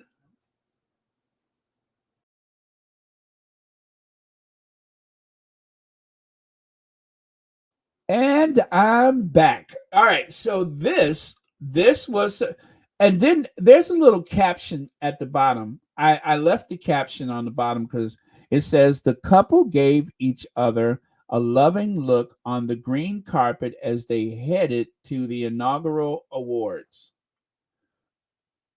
Okay, the couple gave each other a loving look as they headed toward the inaugural award. They're not looking at each other. They're not looking at each other. She's looking across the street. He's looking down at the carpet. That's not a loving look. And that was all over the really? What loving look? That's insane. Stop trying to gaslight me. That's not a loving look. That looks more like hand-to-hand combat. That looks like a couple of people about to fight. It's like she's hiding a switchblade and he's reaching for his Glock. You see that? That's what I see. She's hiding her switchblade and he excuse me. This is like one of those movies where two assassins fall in love. He's reaching for his Ruger and she's reaching for her nightstick, okay? Somewhere in that pleat, she has a little weapon and he's reaching for his. That's what it looks like. Now, apparently, obviously, I don't mean that they're trying to hurt each other, but come on. That's not a loving look. Are you insane? Those are two people that are so disconnected that people were speculating they don't even live in the same house. When one touches the other, they almost wince or jump out of their skin. So how is the couple giving each other the loving look? I mean, come on. Stevie Wonder can see that there's no connection there. What was that movie where the two assassins, was it with Brad Pitt and was that Brad Pitt and Angelina Jolie where they played assassins and they were trying to kill each other? That's what this reminds me of. It's like she's got some kind of like she's got a lead pipe hidden in the pleat of that prairie style dress and he's reaching for his taser. Yes, Mr. and Mrs. Smith. There you go. If anything, I'm seeing Mr. and Mrs. Smith. I do not see a loving glance between the couple. I see a couple of assassins who don't trust each other. But I'm not seeing a loving glance. Don't try to gaslight me. I know what I don't see, and I don't see anybody in love in this image. So Shelly L says William, who let the dog in here, Kate, is the ice cream truck over there. I love it. William's trying to see who let the dog in here, and Kate is like, "Is it the ice cream truck over there?" Oh, you know I can't stand you, Kate. I'm sure that's ice cream. Well, okay. And then there's another thing that she may be looking at. And you know I keep that photo handy every time they talk about the Earth flop. And that is this one right here. So there's a family across the street on their way to Waitrose to get something to heat and eat for dinner. So obviously Kate is looking over there because she's longing for the idea of, having that type of connection where we can just walk places and just be a family instead of, waiting to see if the helicopter is here yet. That is what she's missing. And she's thinking about the life that she could have had she married someone else, or if her mother didn't push her into this relationship. So she's glancing over at that family because, well, anyway, they're so normal compared to her situation, which is so bizarre. So that's why she may be looking over there. And of course, William is probably wondering, is this carpet reflecting on my head or what? Wait, let me take this away. Does this carpet make my head shiny? Oh man. But anyway, Shelly, thank you so much. Always a pleasure. And thank you so much for the super chat. All right. So where was I? Oh yeah. I need this one. No, is that it? Wait, why am I here? That, and that. How did I get there? I don't recall.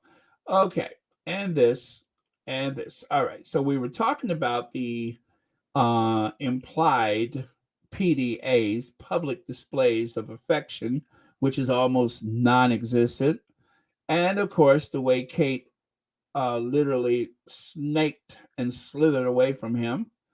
And then there's this. Now, you guys, as you know, I love Dr. Shola. I mean, I love me some Dr. Shola. Dr. Shola was, I don't even know which, this was on Sky News.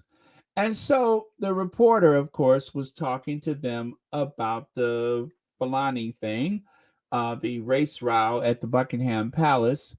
And, well, let me see. I'm trying to set this up for you.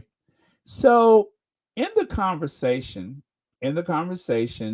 it was brought up that, well, I'll let you listen for yourself. Okay, take a listen.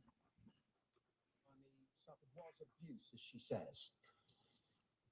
Oh, absolutely, without a shadow of a doubt in my mind. And I think it's important for people to understand three things. First, racism does not require intent for the act to be racist.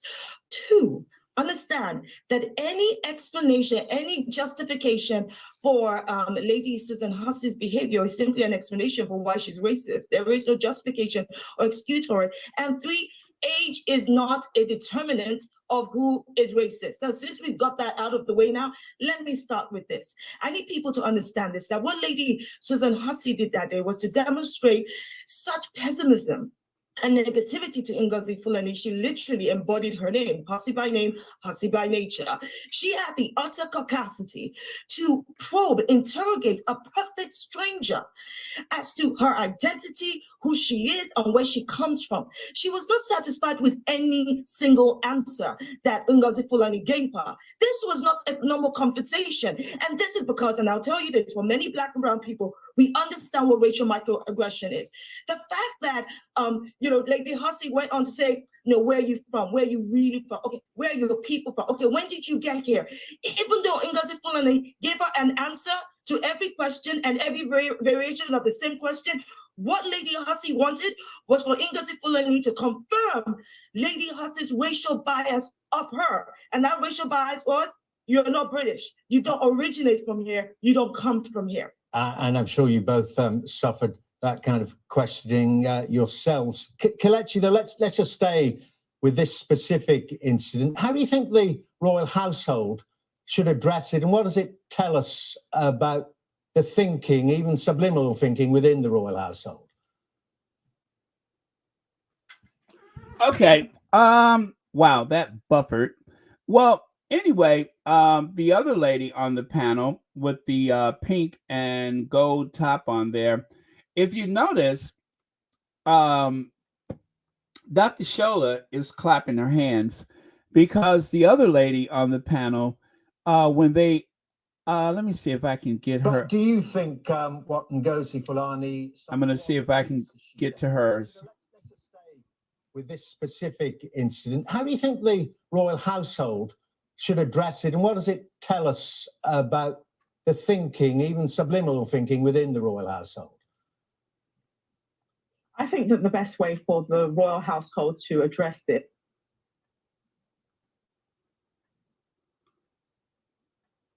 Uh-oh, I did that myself. Sorry. Sorry, you guys. For the royal household to address this is to abolish themselves. I stand on it, permanently as a permanent fixture that the monarchy should be abolished. And this is a clear example of the antiquated nature of the monarchy in and of itself.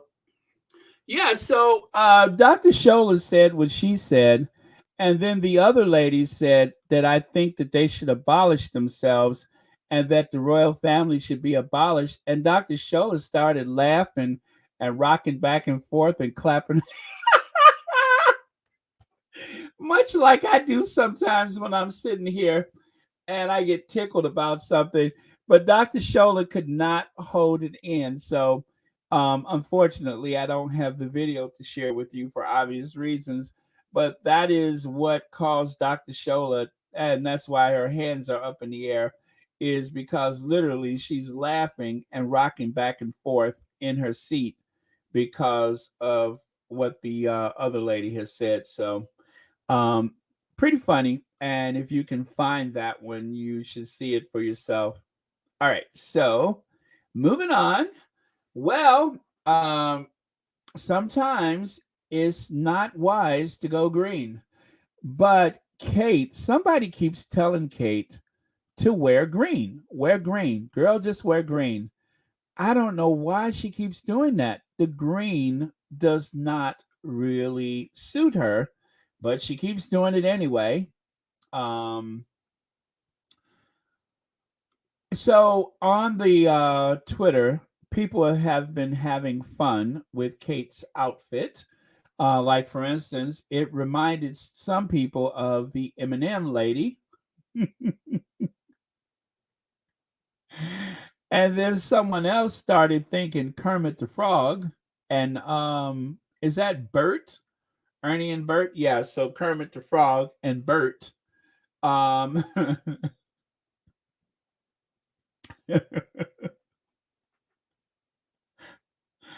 and because it's green, they said it's easy to Photoshop that dress. And what's funny is they say that that dress is actually borrowed, that she borrowed it for $100 in order to be as green as possible. And I'm just like, it seems like you should have been able to buy it for $50. Not even borrow it for 50, just buy it outright for $50. How that costs $100 or it costs $1,000, I don't know. But it just reminds me of that time when Kate was cosplaying Minnie Mouse. You guys remember when she decided to cosplay Minnie Mouse? Is there anyone she won't cosplay? Or how about, of course, when she cosplayed the Jolly Green Giant? Up in the valley of the Jolly Green Giant. Hi, Sprout. So the Jolly Green Giant and Sprout.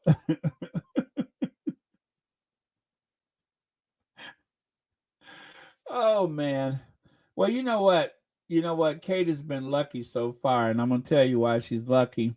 If that was anybody else that went around dressed like she does, if that was anybody else, you know that somebody probably would have called. Police! Police! Police! Help! Police! Help! Police! Help! Help! Police! Help! Anybody else may have called the police. But because we squatties are way too polite to do that, she doesn't have to worry. And of course, who can forget William cosplaying the Mitchum deodorant for the very first Earthflop Award, Gala Award. So, what could I say? They are the cosplay couple. She dressed up like Little House on the Prairie, And he dressed up like the Mitchum deodorant man. And I remember that too, that first Earth flop, they referred to her as wearing a Little House on the Prairie lavender dress. Okay, and so the comments continued. Like, for instance, with the green, of course, you can do the Photoshop very easily on the green, using that as the green screen. And then on the right side, you can see who wore it better. Who wore it better, Kate or the, I don't even know what you call those things. But yeah, I don't know. I'm going to have to go with Kate on this one. I'm going to have to give this one to Kate because it just looks like a natural fit on Kate. It's like, you know, you're not surprised to see that she wore that. And then some cartoonists created this, which I thought was kind of cute. Nature Notes. Prince of Wales, Hilarious Sparus. Harius Sparus. Is that Harius Sparus? Is that Latin?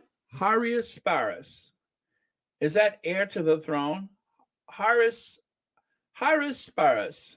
Is that like the Queen's speech that time where the Queen says, 1992 is a year that I shan't look back upon with undiluted pleasure. It was a horrible anus. 1992 was a year that I shan't look back upon with undiluted pleasure.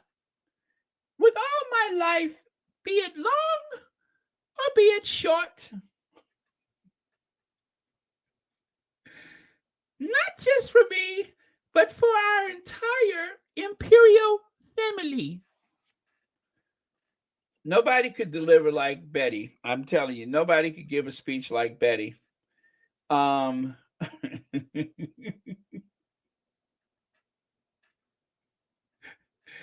Nobody delivers like Her Majesty. 1992. Anyway, so at the bottom there it says, to be found stranded in Boston Harbor, the result of inadvertent, what is that? Entanglement in trawling net. Let me see. Flicks hair raising. Oh, okay. And of course, you can see that little figure on the side. That is Kate. Now, why am I not surprised to see her next to a bottle of booze? Why does that not surprise me to see Kate washed up next to a bottle of booze? Is the cartoonist trying to say something? 30, 60 to 90 days. I wonder if that's it. Maybe that's why they got Kate next to the booze. William washed up on the shore as well. And then, of course, the Sussexes are living their best life peaceful under the sun. Yep. And so the umbrellas are a metaphor for the trees, I believe. There you go. So, yeah, a lot to dissect there. Lorna Williams says, Baron, that green windsock. Oh, that's what they call it. That green windsock is that toy Gumby.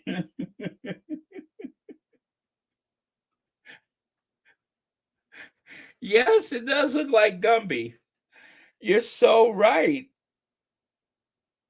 That is like a Gumby. Very cool. Thank you for that. And thank you so much for the super chat. I can't seem to forget you. Your windsock stays on my mind. Wasn't that a Fragrance wind song? I can't seem to forget you. Your windsock stays on my mind. So yes, that is what she's wearing, is a windsock. I thank you so much for that. I was trying to figure out where did she get that outfit from, but according to Lorna Williams, Kate is wearing a windsock. So it is a very green look. And they said she borrowed it, right? And so when you want to advertise outside of your business, you can rent a windsock. Lorna Williams, you are quite the investigator. So Kate is not wearing a dress, she's wearing a windsock. Hot diggity dog. You have solved that case. Thank you so much for that. All right. So, if you're going to wear green, do it right. If you want to try to get revenge, right? If you want to try to get revenge, don't show up wearing a windsock. Okay. Don't show up in a windsock. Don't show up looking like the Mitch and Roll-On man, right? Don't show up like the Jolly Green Giant. No, or the M&M lady or Kermit the Frog. If you want to get revenge, you have to do it just like Meghan. You put the cape on. It's all about the cape. When Meghan wanted to do some revenge dressing, it was one of the most epic moments in fashion. Every day, every change of dress during that period was a moment unto itself. And that is a major, major moment right there. So Kate tried. The one time Meghan wore green, it was absolutely iconic and unforgettable. And Kate wears green, and it's a windsock moment. Kate wear green, and it's the Jolly Green Giant moment. This is the outfit that I referred to as Kate Country Cottage Kitchen Curtains. Kate's Country Cottage Kitchen Curtains. So if I ever drive past a country cottage, I know Kate's in there because I'm going to see those country cottage kitchen curtains uh, over the sink in the window because those are Kate's Country Cottage Kitchen curtains. Say it with me this time. Kate Country's Cottage Kitchen Curtains. One more time. Kate's Country Cottage Kitchen Curtains. Kate's Country Cottage Kitchen Curtains. Now say it three. I'm just kidding. We're not going to say it 3 times fast. But PP, thank you so much for the super sticker. And thank you so much for watching Royal Sussex. Happy Monday to Saturday to you. Listen to me, Monday. You would think I had plans Monday or something. Happy Saturday to you. And thank you so much for being a member and for watching Royal Sussex. Okay, now you guys see what took me so long. I was having too much fun getting ready for today. Now here it says William and Kate heckled by protesters during U.S. visit. Well, I told you guys that there would be protesters. I'm surprised that the Metro reported it, but they would have protesters mixed in with those union protesters. But didn't I say that you won't hear it from the British tabloid press if there are protesters? So I don't know if I should I'm not going to say Metro is a tabloid, but at least somebody reported it. There were hecklers there, not elected and not Scottish. So there were others. It wasn't just limited to these people right here. And then, excuse me. Let me see. They're handing out $5 million. I'm sorry. Let me do that again. They're handing out £5 million. That's it. They're handing out £5 million. That's it. Billions. Oh my goodness! I didn't mean to do that. Okay. I accidentally moved the screen. Billions is spent every year on tackling climate change. Yet William, the hypocrite, wants everyone to believe this small project is worthy of a global attention. Now, that is something to think about. They're giving out £5 million, and William thinks that everybody in the world should stop and pay attention to him with this little pet project, this little curiosity, this pet project, we're all supposed to stop in our tracks, pay attention to William, because he's handing out £5 million, even though I believe Earthshot has collected almost £30 million from his corporate donors. They have spent more money promoting Earthshots. Like, I want to say, during the first Earth flop, didn't they spend about £12 million? Was it £12 million that they had, and they gave away £5 million? But you know what's interesting, you guys? This is what's interesting.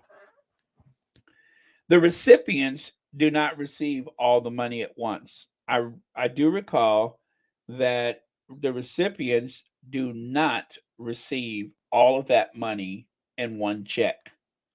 It's paid over time.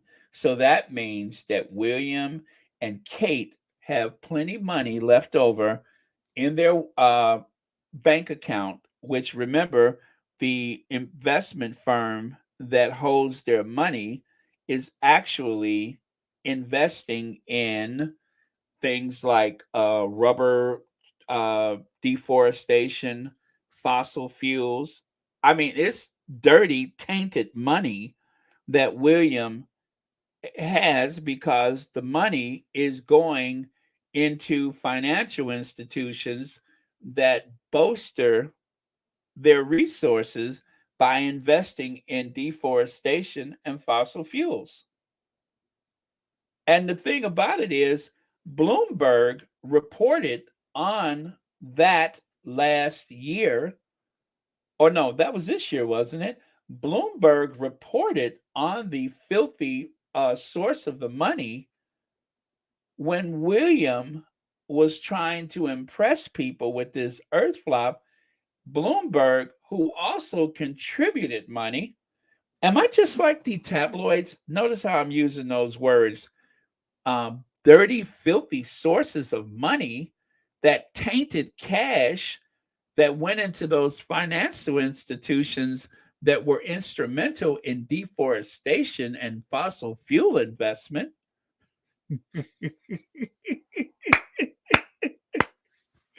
Woo, I'm good. Anyway, so that nasty, filthy money that he had his grubby little hands on, that he managed to flush into those financial institutions for banking, so that they could use that filthy, nasty, tainted, dirty, stinky money to invest in deforestation and fossil fuel production. I think they got the point. Y'all to mess with the wrong one. But anyway, y'all get the point.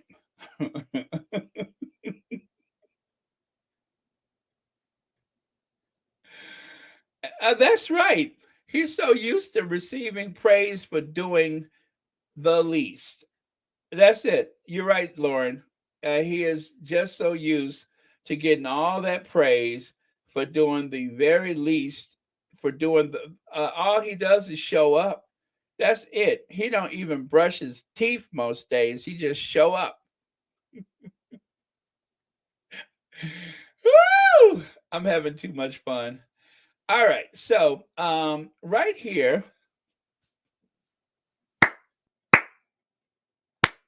I forgot I did this.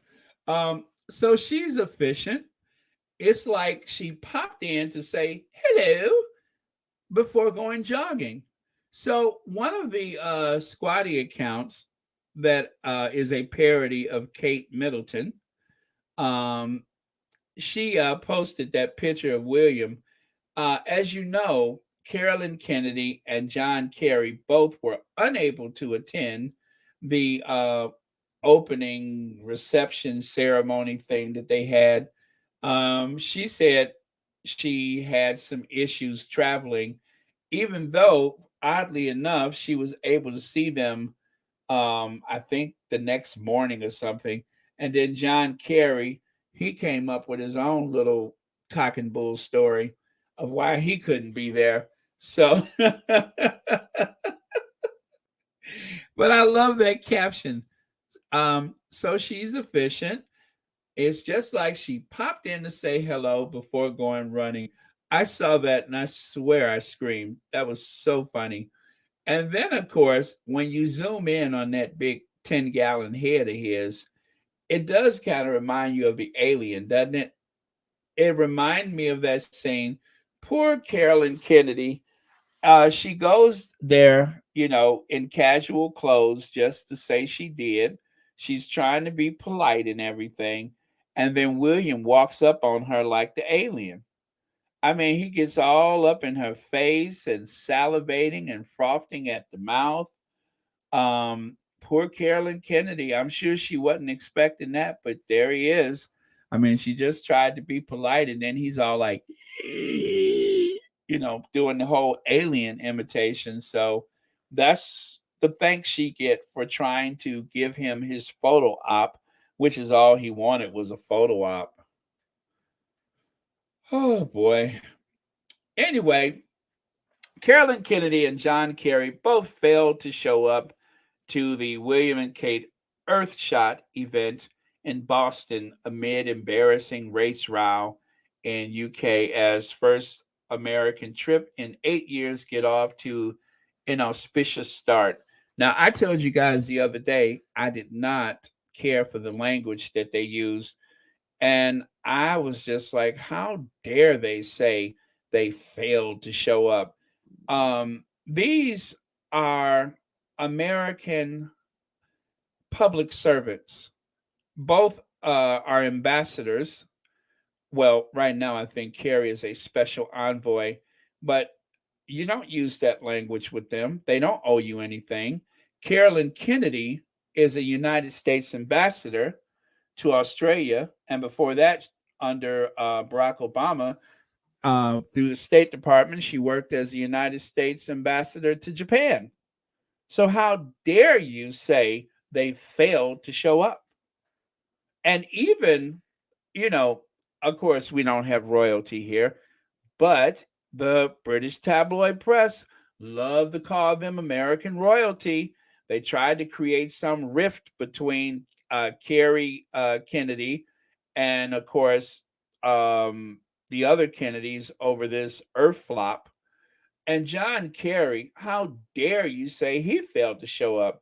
United States Special Presidential Envoy for Climate, 68th Secretary of State, a constitutional position, which made him, of course, the third in line for the presidency at the time, as well as serving as the United States Senator from Massachusetts and the chair of the Senate Foreign Relations Committee. That is a very powerful position within the United States Senate. And of course, the other chair that he had for the Small Business Committee. And after all, business is the backbone of our economy. So, Lieutenant, Silver Star, Bronze Star, 3 Purple Hearts, as he served in the Navy, 3 Purple Hearts, and of course, a Combat Action Ribbon. So, once again, do not say that they failed to show up. They don't fail to do anything. And how, well, as Dr. Scholler would say, the caucasity of it.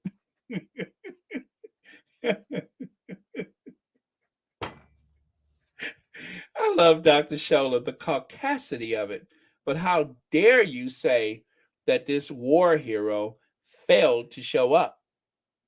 He showed up for Vietnam so that nobody else would have to take his place, unlike the Orange Menace. He showed up to testify in Congress to protest the war that he didn't punk out of because he was afraid to die. When the time was right, he was one of the main people protesting the war. So don't say that they failed to show up. I don't like that language. Shelley L. says, William out looking like a psychopath who just learned how to.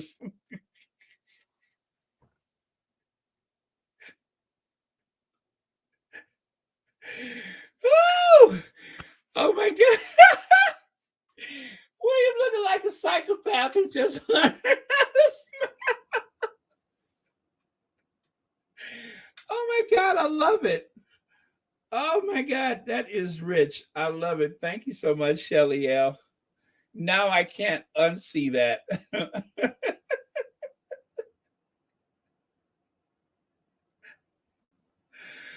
Oh, woo, my stomach is hurting. I gotta stop. Looking like a psychopath just learned to smile.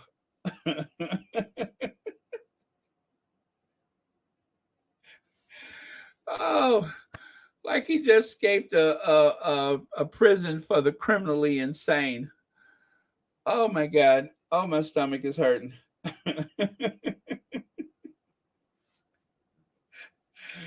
Woo! I love it. It's like I can't unsee it. It's like I can't unsee it now. Oh man.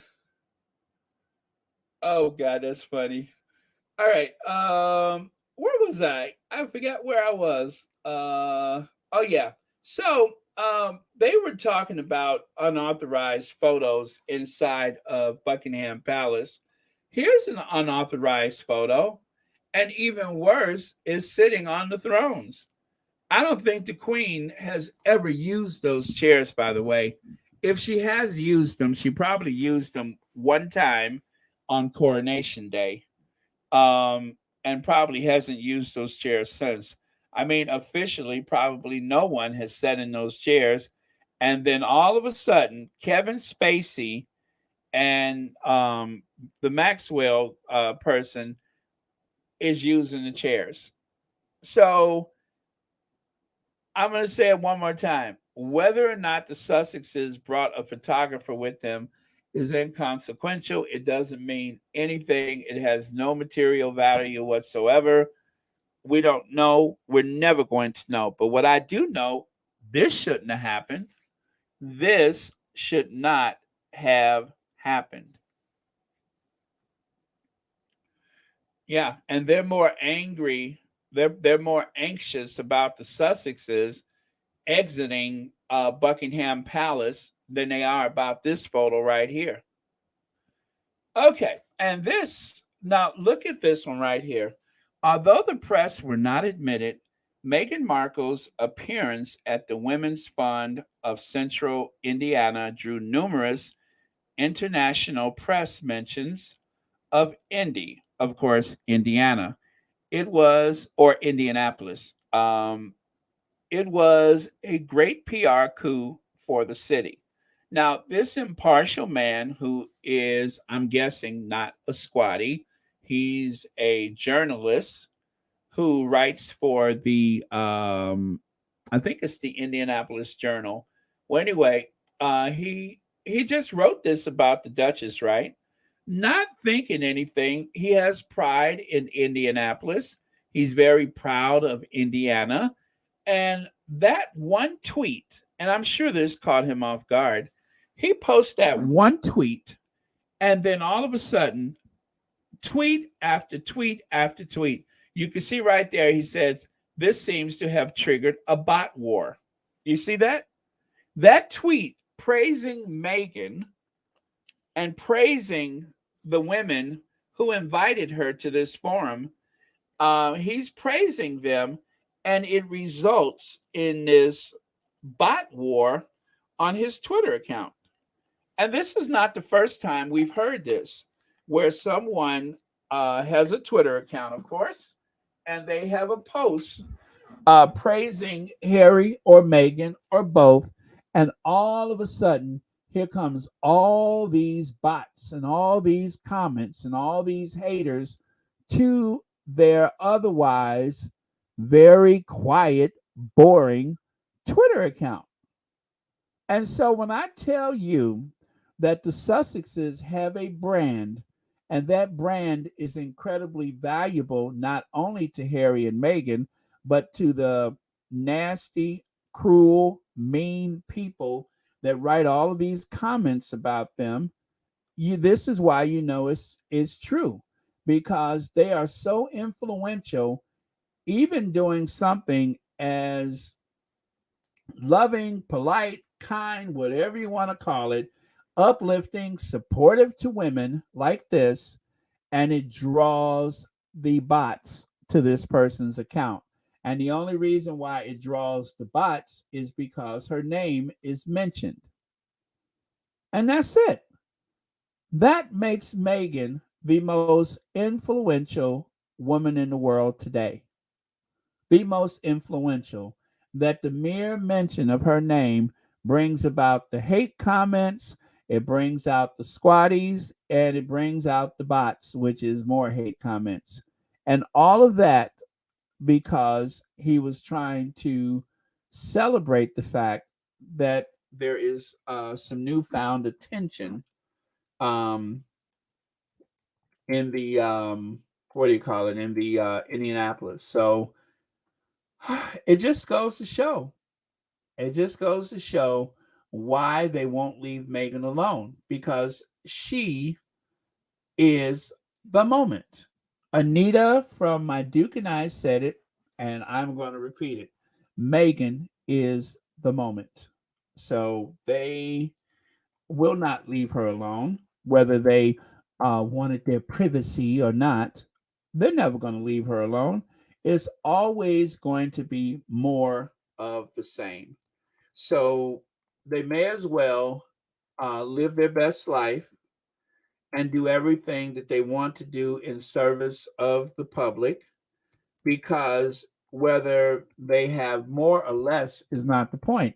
They're not going to leave her alone because, bottom line, it makes money for them.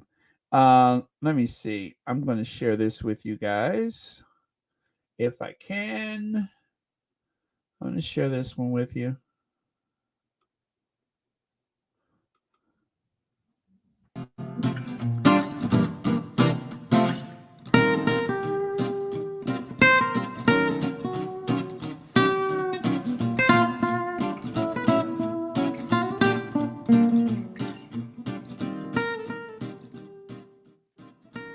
Okay, story time.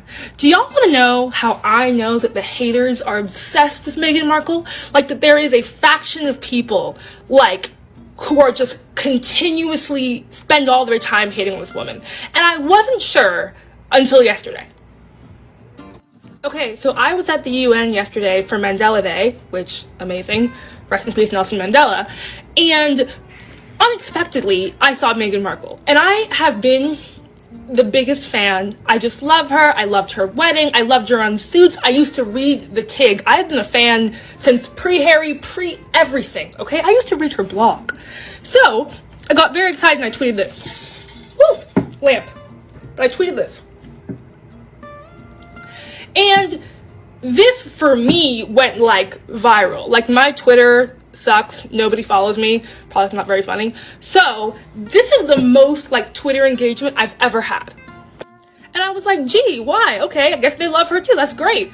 But there were a lot of, like, oh, it's good for you. That's so cool comments. But there were a lot of, like, really aggressive, targeted, racist hate comments at her, at me. People were DMing me, coming at me. Like, really, really bad stuff. Like, some of the worst hate comments I've ever gotten. And as, like, a tester, I tweeted about her a few more times. I really am a big fan. Like, and these, like, this is more likes than I ever get on Twitter. I get, like, 20 likes a tweet. This is kind of crazy. And it continues, like, 1,000 likes a post. First of all, it was fantastic. I love her. I didn't get to talk to her. I didn't feel it was appropriate to, like, ambush her on a day of remembrance for Nelson Mandela, but I got to see her from far away. I took a picture for me. I'm not going to share it because it was, like, you know, an off-guard candidate I took of her. But, you know, anyway, it was amazing. But I am so shocked. Like, hundreds of people are attacking a teenager for being a fan of a celebrity or of somebody, like of an actress and I guess a princess or a duchess. Like, who?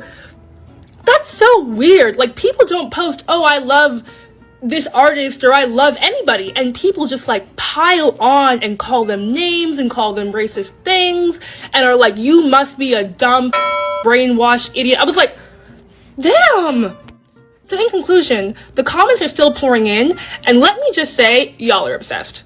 Like, she has them pressed, stressed, obsessed, she got him. It's insane. And it's like grown men, random old white ladies, like, who spend their time posting the craziest theories, just the wildest stuff. And I was like, do y'all have a life? Literally a random white man DM'd me to say, did you know she's in the CIA and like spying for people?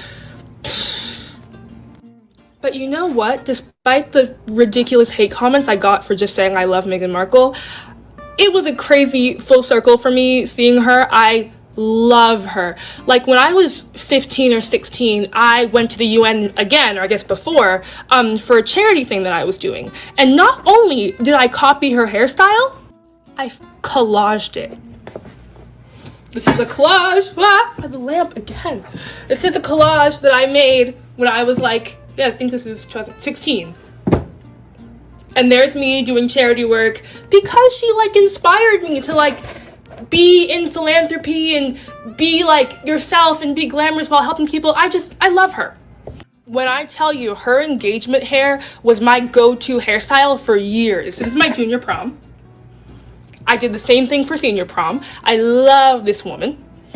I've seen all of Suits, like, quiz me on anything. I loved Suits. When I heard like the dating rumors, I was like, yo, Rachel Zane! Like, I love her. I love Suits. Like, I am very proud of having been a fan for so long. And she was so beautiful and so graceful and just like not calling attention to herself, like really focused on the events of Mandela Day. Like, she was not. Just really peaceful, lovely, elegant, quiet, focused on the speakers. Looking at her, like, made my day. It was just, wow. Also, fun fact, I missed my Yale tour because I was watching her wedding. I was in a hotel room, not in New Haven, in Hartford, and I had to get up and drive to Yale. But I tried to watch her wedding instead, and I didn't make it in time for the group tour, and maybe that's why I go to Harvard. I don't know, and not Yale.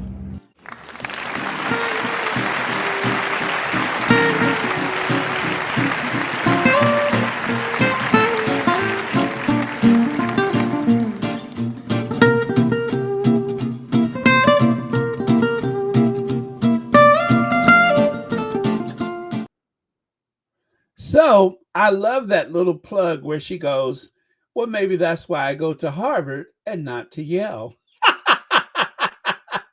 And to all of those pathetic royal reporters and haters that inboxed her, that inbox anybody, whatever you say, whatever you're thinking, maybe that's why she goes to Harvard and not to Yale. I'm pretty sure if they had gone to a more prestigious institution of higher education, they wouldn't write that ridiculous stuff that they write about people for a living. They might get a real job. So, so it just seemed appropriate to share that because when I saw this, it reminded me about the situation where her inbox, all of us, well, not just her inbox, but of course her Twitter was flooded with all this nastiness when all she was trying to do was celebrate seeing someone that she loves and respects. And the other thing I want you to make sure that you didn't miss out was that she said, yeah, I took a photo of her, an unguarded photo. And she said, that's just for me. It's not for the public. She didn't share it. But she wanted to remember that time that, there's Meghan. She wanted to remember that. So I just love that story. That old Meghan Markle, she don't wear cotton.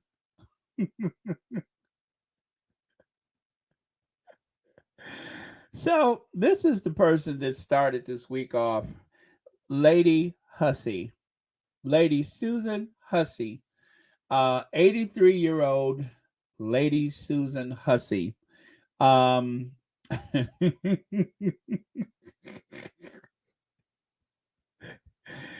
know, while she's asking questions to people about where they're from, it's a good thing nobody asked her what she was.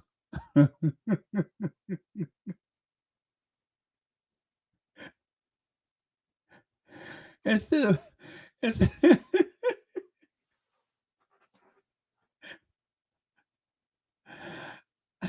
when I saw this photo,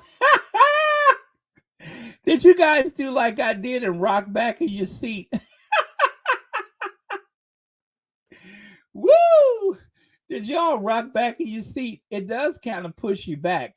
You ever been in a car and somebody has like a really fast car and they step on the accelerator and you feel plastered to the seat? That's the experience that this photo gives you. It kind of sets you back in your seat.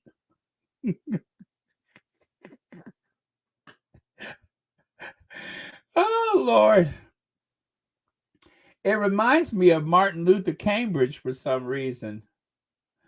That old Princess Meghan, she don't wear cotton.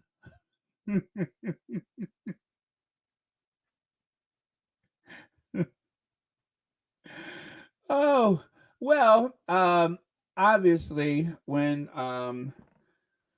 she saw Fulani there, it set her off, and she just couldn't help herself. She had to go over there and like a guided missile, she had to run over there and where you from? Where you from? Let me see your name tag. No, where's your name tag? Where you from?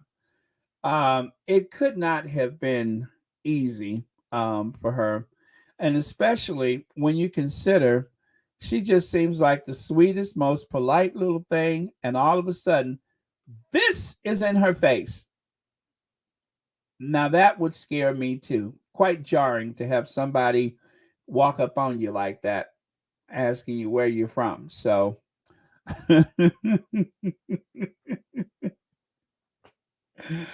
oh man. Okay, Mercedes Todd, I was not going to mention it. And I still won't mention it, but yes, I see it. Are you satisfied? Yes, I see it.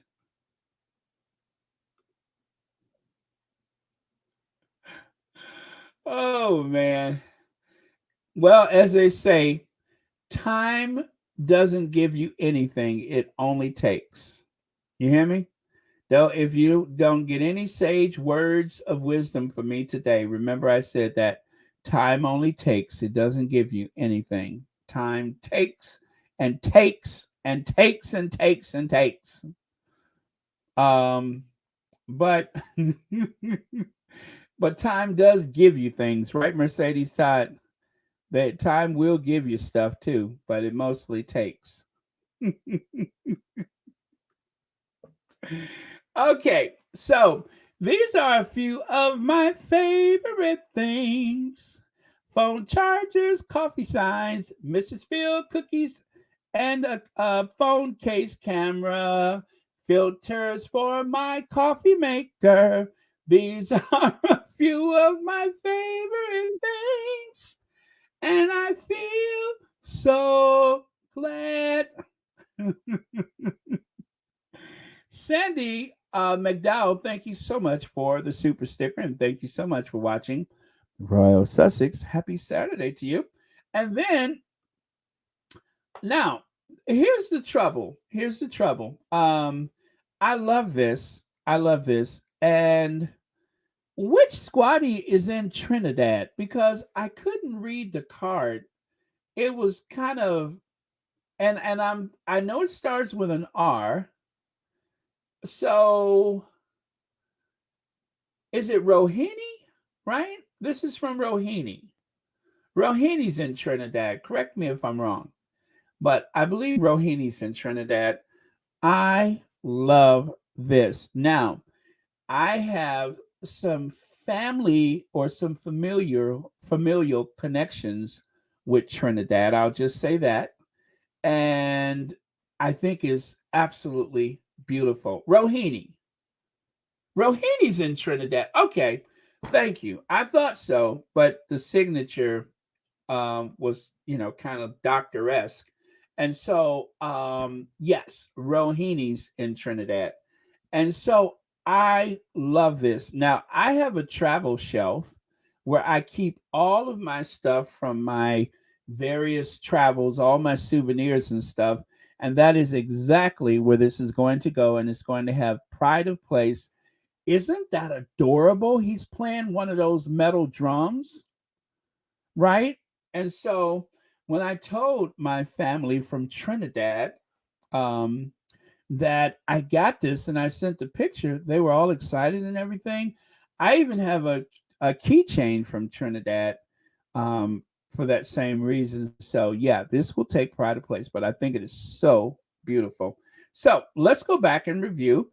I got those gray things you see there. That's for the coffee maker so that I can brew coffee using coffee grounds rather than using the Keurig K cups. And by the way, Lucy gave me a gift, excuse me, the other day, and so that's what I ordered was enough coffee to keep me happy for a while. So that is where that comes from. So thank you so much. And oh my goodness, I got to go back and look again because I forgot who gave me what, and I don't want to say the wrong thing. But anyway, I'm going to send out my thank yous with the from the cards that I received with each of these. Also, you guys remember I mentioned that coffee sign last week. Well, one of the squatties was nice enough to get it for me. So thank you so much. And I got a cordless phone charger. And also, gosh, there was that. Let me see. I got the headphone microphone thing. And I'm so sorry. It's all running together in my head, but I did send a thank you for that. So anyway, thank you for the headphone microphone thing. Excuse me. And so, yeah, nice, beautiful. Love it all. Thank you all so much for this. It is greatly appreciated. Lydia, I don't think it's anything else on there. But yeah, well, you know what? I'll just post it. Maybe I'll put something on there later. But thank you, Lydia. You know how shy and embarrassed I get, but I will share it. This is the wish list. Lydia, you know this embarrasses me, but I am gonna put it up there. I ain't gonna lie and say I don't like having surprises. When I went over to the mailbox place, I was just like standing in line, bopping up and down like a little kid. I was like, yeah, I got something.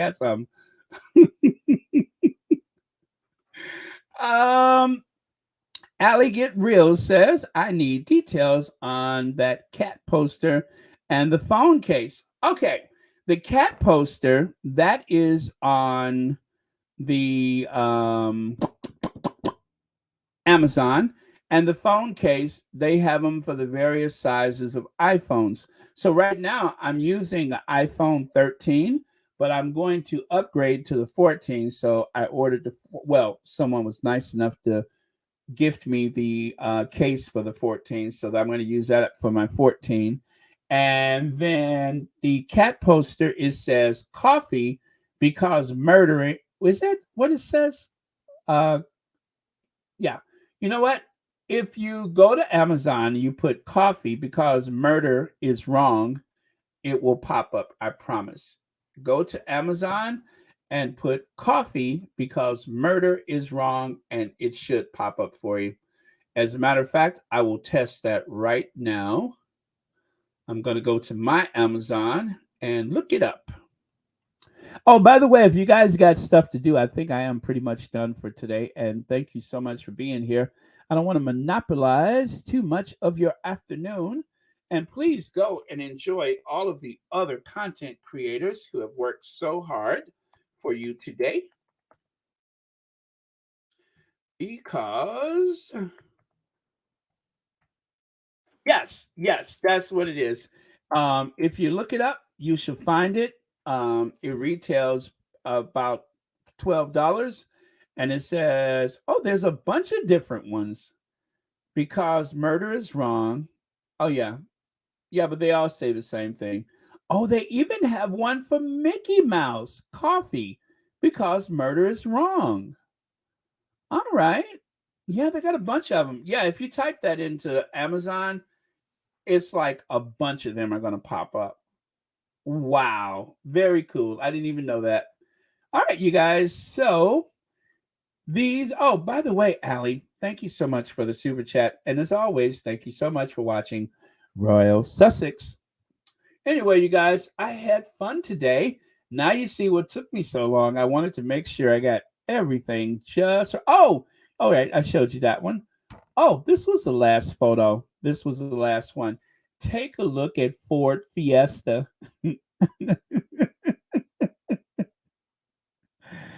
Oh, okay, Lydia. Thank you for that. I'll add something to it. You know I'll get embarrassed, Lydia, but all right, I'll add something to it.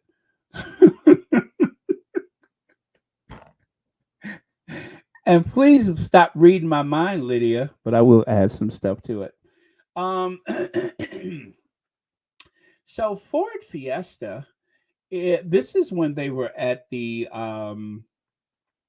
what is that? The Commonwealth Day. This was the last Commonwealth Day that the Sussexes had there with the family, and when they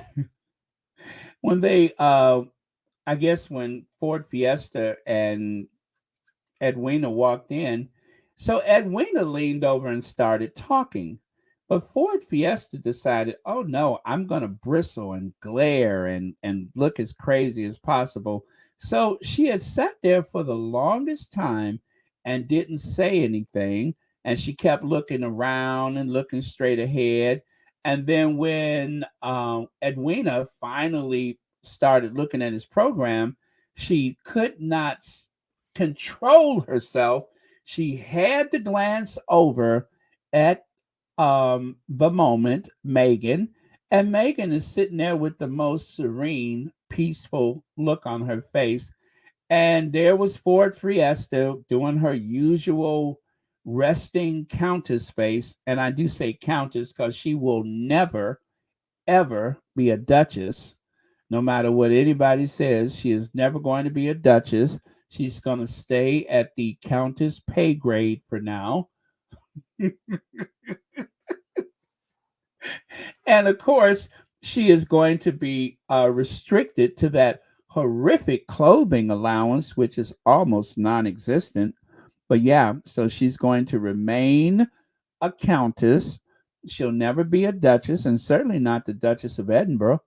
And she's going to have that horrific clothing allowance that has made her the laughing stock of all the royal family. I mean, every time she walk into a room, people just start laughing and giggling and elbowing each other. Look at her. She's dressed up like Minnie Pearl. So that is her place in life. She is just that old frumpy, ill-conceived, lackluster countess, and that's all she's ever gonna be. So it's too bad, but when you're cruel and mean and surly, you're gonna walk into the Westminster Abbey, and people are gonna laugh at you because people remember Minnie Pearl. Howdy, howdy.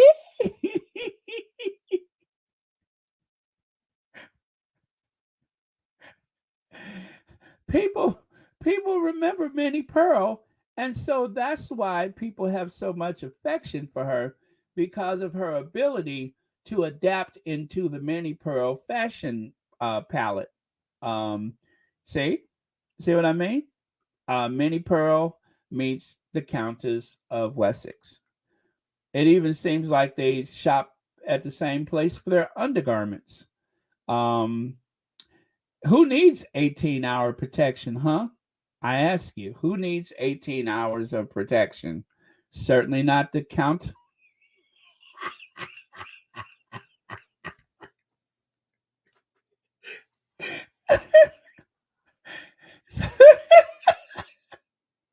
Certainly not the Countess of Wessex.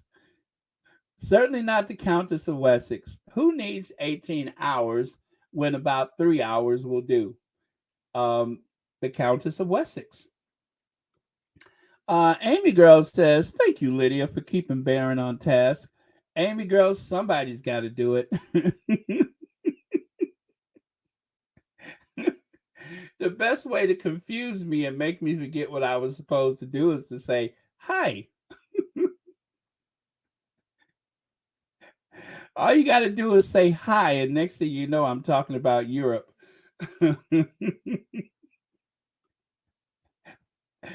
Thank you, Baron. I laugh whilst working this in. Thank you, squatties and mods. Hello, Ivy here. Ivy, I'm so glad you're here, and I'm so glad that I am a part of anybody's day, especially yours, as hard as you have been working to keep us well informed, to explain the intricate details of what's behind that family's, how do I put it, dysfunction.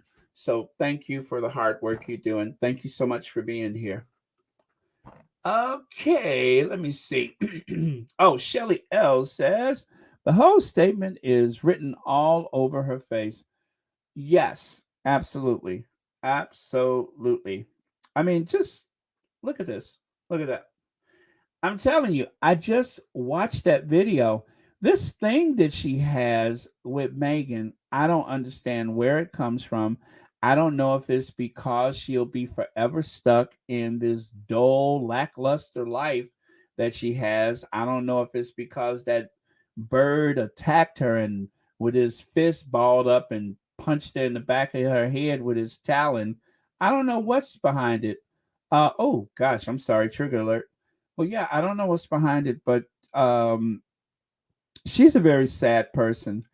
And as the young people say, the karma, if anybody has been subject to karma, it has been her. She was the one who put on the biggest performance at the funeral as though she was entitled to look down her nose at someone.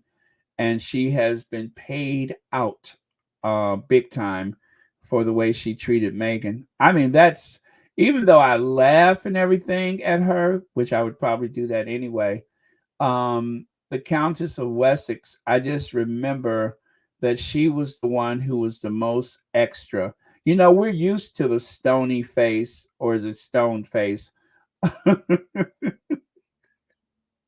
Is it stoned or stony? I still haven't decided yet. Stony or stoned? Now, stoned would imply that someone has a problem and probably needs to go away for 30, 60 to 90 days. And then stony implies that someone has a very angry, sullen face. So I'm just going to go with stoned, stony. And anyway, what was I talking about? Because I forgot. What was I talking about? I seriously, you know what? That means it's time for me to go, because I swear I just forgot what point I was making. Oh, Lord. Yeah, it's probably time to go. Anyway, you guys, I had fun today, and thank you all so much for being here. And if you remember what I was talking about, remind me tomorrow.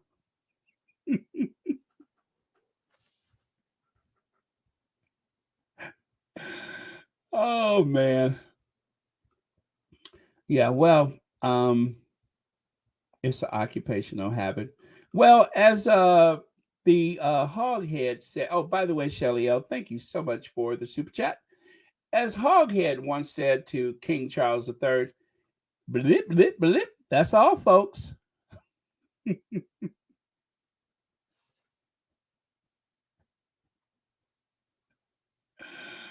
Oh, you know what? My stomach is hurting. I have gotten a lot out of my. Oh, thank you, Sherry. Ware. I have gotten a lot out of my system today, and I feel better for one. I hope you guys enjoyed today's Royal Sussex. Let me see here. You know what I'm looking for is oh yeah, I remember this from the other day. Remember how I showed you how wrong they got it with the umbrellas? See that? Who pour it best? Well, certainly not the Cambridges. it's always Sussex. The Cambridges forget to use rain as a backdrop. They forget to use one umbrella, right? And then they also, of course, take a look there. Their backsides are not as interesting. And of course, again, it's one umbrella, not two. And then, of course, when you do have one umbrella, you're supposed to look to your wife and say, I have everything I need. That's the other part the Cambridges forget. Remember, they offered Harry an umbrella, and he looked at Meghan. He said, I have everything I need. It was a real rom-com moment. It was a real rom-com moment. Every time the Sussexes are together, it's always a romantic comedy. Always. Cambridge, not so much. Okay, you guys, let me do the list, and then I am going to ginger binge. Good Lord, it's been almost 3 hours.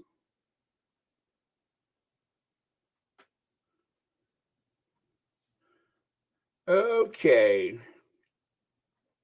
The list, courtesy of Sherry Ware. Let me see. Oh, that would be, okay, I got it. Nobody help me, I got it. Ooh, that's a long list today. I didn't realize. Okay, Sheila Watson has a membership. Thank you so much. And let me see. Sharon Carla Hudson, Leani, or is it Iani? Iani, that's right. AI. Okay, got it. Thank you so much for the super sticker. And Carol Lunn, Shelly L, Shelly L, Shelly L, Shelly L, Shelly L, Shelly L. Thank you so much. Elaine Parker, Kathy Rose Lou has a membership and yeah, that's it. And a donation. Thank you. Also, oh yeah, Sharon Augustine, Wanda Valentine, Barbara Lane, Ginger Lily, L. Williams, Hen Powell, Black Queen. Gosh, how long have I been on here? Miranda Rios, 11-month membership. Lorna Williams, going once, going twice. Thank you. No, going one time. And PP, thank you. And Sandy McDowell, thank you. Allie Get Real, thank you. Amy Girl and Shelly L. Another donation. Thank you so much for that. Greatly appreciate it. And yeah, right. But it's all good. It's all good. I mean, after all, I have been on for 3 hours, so it was a lot to cover. I think we covered a lot of fun stuff today. So, oh, okay. I'm sorry. I'm clicking on these by mistake. There we go. All right, you guys. Thank you so much. I will see you all tomorrow for show. And as always, let's get rid of these two losers. Let me get rid of them.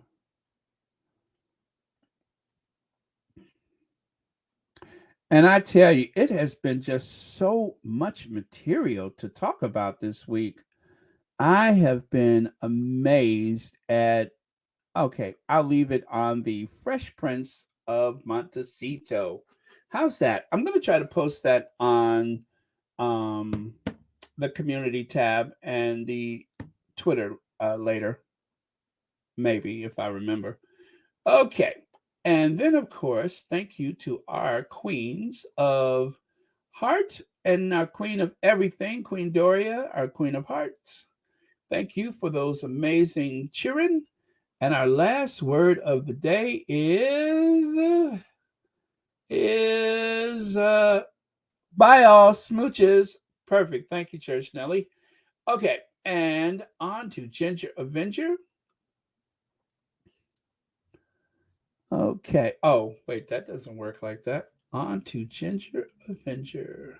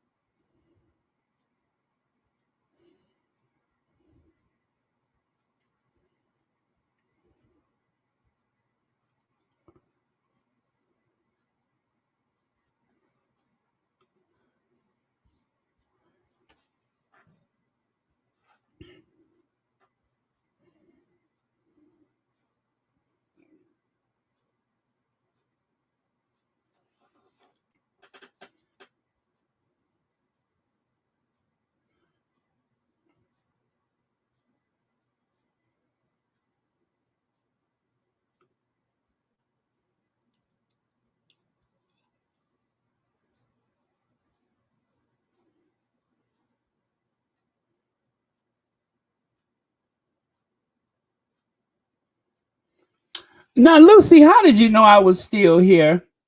How did you know I was still here? I call myself being quiet and everything, and and you just knew I was still here. Or did you think I forgot to log out? But yes, I'm still here. I was just reading some of the comments, and actually I forgot. And then I was like, Baron, oh yeah, I am still here, ain't I?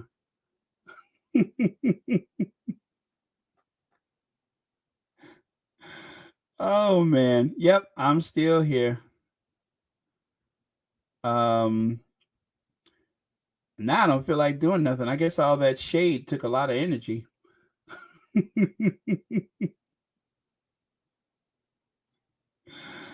Okay, but no, I'm gonna go.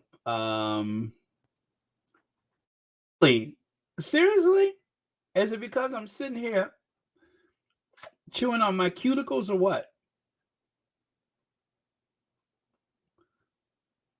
Yeah, you know what? I need to go eat something. So yeah, I'm gonna go. Really? Okay.